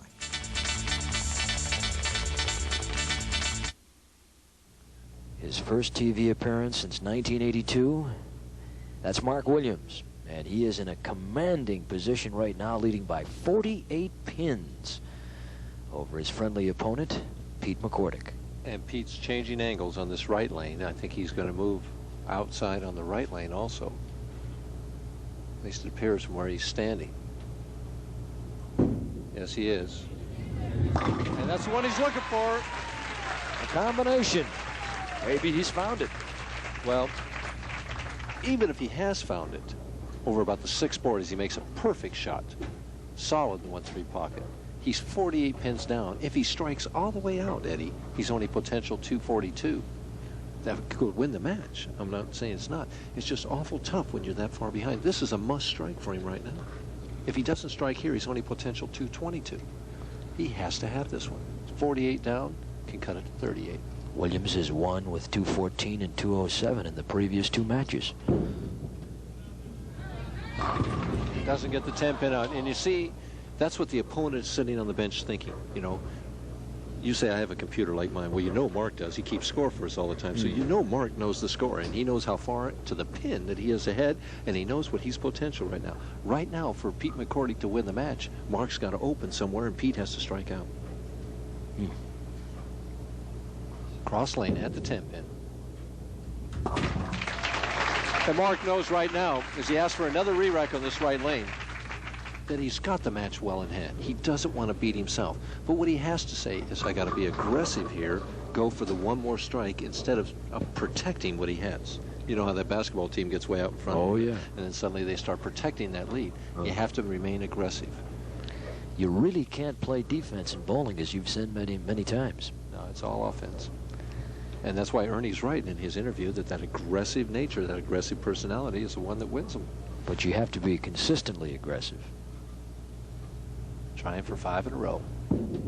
Gives it a lot of room. And gets it back. He's really bowling beautifully.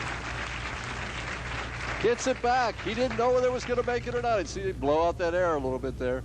He's saying, well, come on, just hook a little bit more. Just a little bit more. All right. And to think that he almost retired just a little over a month ago. Wouldn't it have been a shame? As we see the score there, 110 in the 4th frame, double up with 82 in the 5th for McCordic. Mark is thinking a lot of things now. He's thinking of the 15,000, his first title, but he's also thinking not just that he's going to get in the Tournament of Champions, but no more rabbits. If he wins this, he's exempt for a year at least. Great break. And wouldn't go. He's not too unhappy with that. He leaves the 5-pin, an easy spare.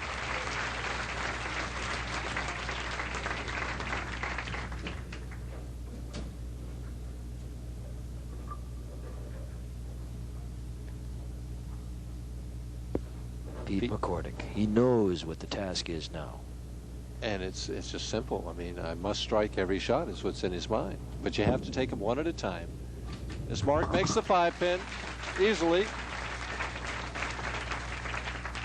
I can understand the corollary between bowlers and their predilection for wanting to play golf more and more. When you're standing over a putt, you know the kind of money that's riding on a golf match. It's I would say analogous to a bowler up here in a close match when you've got $15,000 riding. Although this is not a close match right now. It's very similar, very similar. Pete just a little hard, and it slides on by, leaves the 2-8, and as they say on that TV promo that we see, the agony of defeat. I mean, it's just the 6th time now he's going to finish second in his career, and sometimes the hardest place to finish is second. Ask Marshall Holman, he'll tell you. And ask Earl Anthony, he had 42 of them in his career with 41 wins. This will be number 6 for McCordic if he can't deliver today.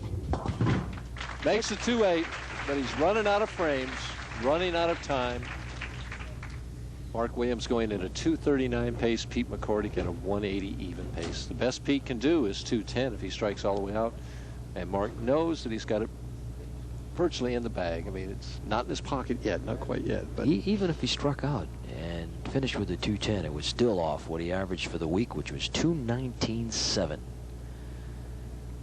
Sometimes it's a little harder in these TV lights. He's got a good shot on this left. He's hit the pocket every time there, and that's the first strike he's gotten rewarded for it.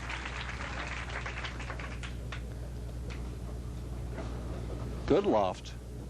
Between the first and second arrow, the ball goes down and makes a nice move at the pocket for him on this left lane. It just won't do that on lane 18. It either hooks or it sails. So Mark Williams now in the 8th frame with a 59-pin lead. And Carroll is well aware also. Counting the frames, and soon we'll be counting the dollars. Leaves the 4-pin, puts his hands down for that safe motion. He went over the top of that ball just a little bit, turned it just a little early. So he's pleased to get a 4-pin out of a not perfect shot. Waiting for that ball to come back. He can't wait to shoot that spare so he can get it marked up on that score sheet.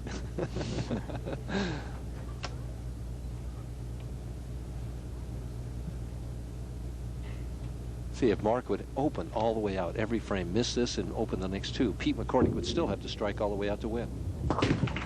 Throws it straight at that 4-pin and makes it easy.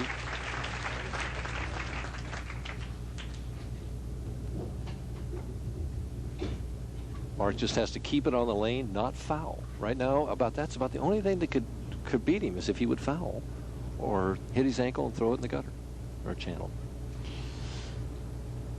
I had mentioned that this was his first TV appearance since '82. Stand corrected, since '81, but it's been a while. Stays way behind the line. In the pocket, that's it. He's won it. That's enough right there. Well, it's not exactly. He's got 208. He's got 208 if he doesn't throw another ball, and he knows. He's watching, ones it back, puts that fist up, signifying victory. If Pete doesn't strike on this ball, it is over, and he hasn't. So that's it. Pete McCordic, a 6th, second place finish, and Mark Williams, his first PBA championship, and he can hardly believe it. He's excited about it. I'm sure he would have liked to have beaten somebody else beside one of his best friends, but you take them any way you can. And the first one, that first olive out of the jar, they're the toughest, but it may be the first of many. As Pete just can't do anything right. It's a shame to get on, have a chance to win the title, and you just can't find a ball reaction on the pair, and nothing goes right. He leaves a solid 8, a solid 10, and just nothing went right for him the whole game. Just one of those nightmare-type games that you hope never will happen, and they seem to happen all too often. Well, you know, I've mentioned that he did well on this TV pair during the week, but it has not treated him well here tonight. He had a shot on this lane, and even in the 10th frame, he can't hit that one. Mark Williams has had his day here in Waukegan, Illinois. He will never forget this trip, that's for sure. And this has been the place where Ted Hannes won, I think, his first title, where Les Zykes won his first title, and then 20 years later, Les Zykes won again, and now Mark Williams wins his first title in Waukegan, Illinois. And Pete misses the spare and winds up with 157. In fact, we can wind up, if Mark would strike all the way out here, we can wind up with a 101 pin difference between the two. Amazing how it can happen between two professionals like this. Incidentally, as he strikes again, in case you're wondering, that is not the lowest game of the week for Pete McCordic. Oh, it isn't, huh? He had a 156. Those are not the kind of games you want to brag about. Well, they're not the kind of games you want to bowl when you're trying to win your first PBA title. But for Mark Williams, 15,000 in this very prestigious old PBA tour stop, the Waukegan Open.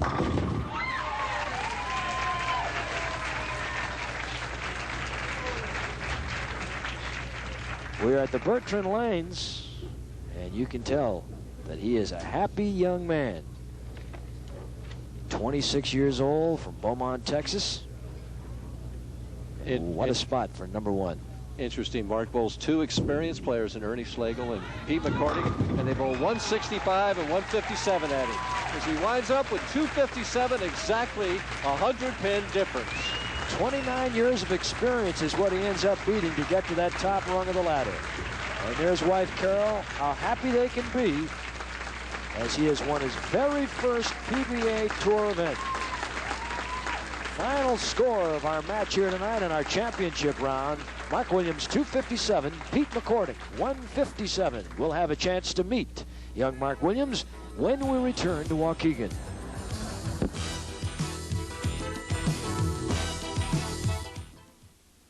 It's Saturday, October 13th. Something's about to happen that's never happened before. In over 120 cities, people are joining together to be part of the Stroh's Run for Liberty, a 5-mile run where your entry fee helps restore the statue. Sponsored by Stroh's and supported by Brooks Shoes. This is not just for runners, it's for everyone. But most of all, it's for her. So call to enter or sign up wherever you buy Brooks Shoes or Stroh's beer. You know, we haven't messed up an engine all day. It was your idea to come here. Yeah, big parking lot, lots of cars. Has the whole world switched to Mobil super unleaded gasoline? It's so powerful. And it's got high octane. Oh, what do they have against knocking and pinging? Fellas, let's forget about Mobil super unleaded. Why? It's beneath us.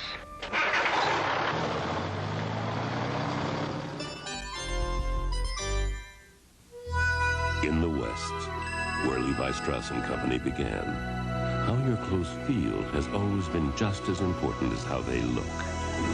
That's why Levi's Action Slacks have an easy care fabric that gives, plus a waistband that moves with you.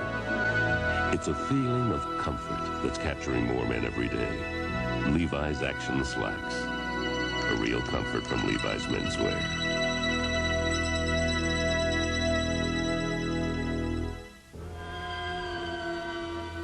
The USA Network invites you to enter a realm slightly beyond reality, with tales of the unexpected, star-studded adventures into the mind's darkest corners, seasoned with a dash of the sinister.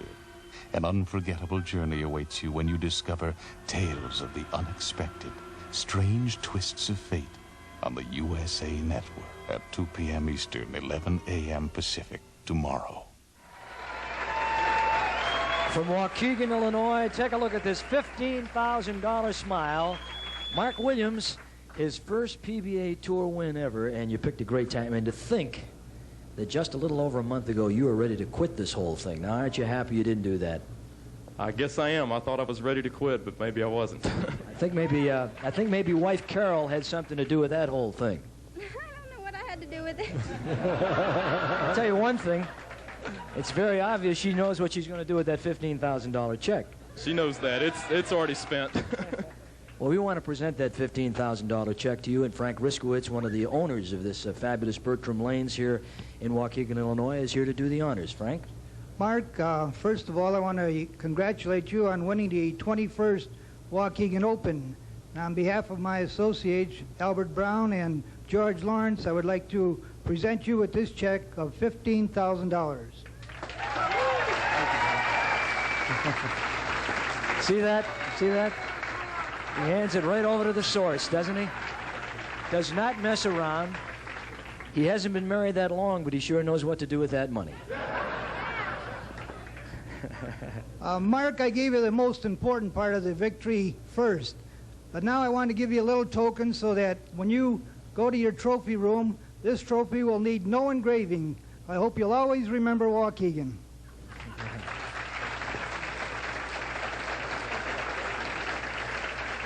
Mike Durbin, who works with us on our PBA show here on USA, was very interested in your performance here tonight. He said that he had some, he didn't have many tips to pass on tonight. He thought you were outstanding. Michael? Mark, I want to congratulate you. You know, in 1967, I won my first PBA title, and I told Chris Schenkel at that time it was the biggest thrill that I'd ever had. Is that the way it is with you? This is definitely a big thrill, something I've really never dreamed of. Most of all, I love to win. I beat the guy I hated to win the most because Pete McCordic and I have been good friends for a long time, and I really hate to see him lose. I know he's going to win one day. He really deserved it more than I did, but his day will come, and I guess mine just came a little sooner. Well, nice words from a fellow that's our statistician most of the time. But a winner tonight, Mark Williams, $15,000 in the Waukegan Open. Thank you very much, all of you, for being here and all of you enjoying on USA. For Mike Durbin and myself, Eddie Doucette, thanks so much. Until our next time, so long on the USA Network.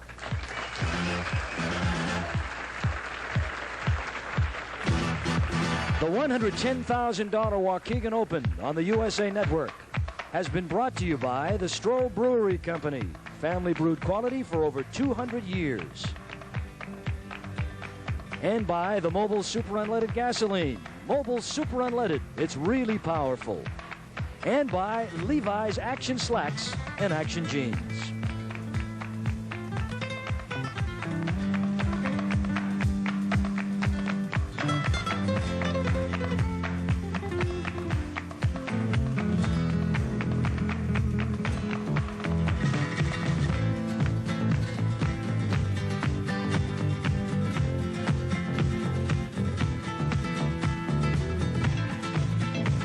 World champion Kenny Spencer leads a top field of motorcycle daredevils in the Champion Spark Plug Classic at 10 p.m. Eastern next. Now, you'll want to cherish the great moments of the Olympics with this collector's edition of authentic licensed 1984 Olympic posters. With this special offer, you'll receive this giant action poster of super athlete Carl Lewis trying to break Jesse Owens' Olympic record. Remember the stunning gymnastic events with a graceful 1984 gymnast print. You'll also get this commemorative poster, Stars in Motion, perfect for framing at home or in the office. Now, while a limited quantity lasts, you'll also receive this fun-filled poster of Uncle Sam hosting the Olympics. But that's not all. If you order these fine posters with your credit card, we'll also send you 3 of these mini posters.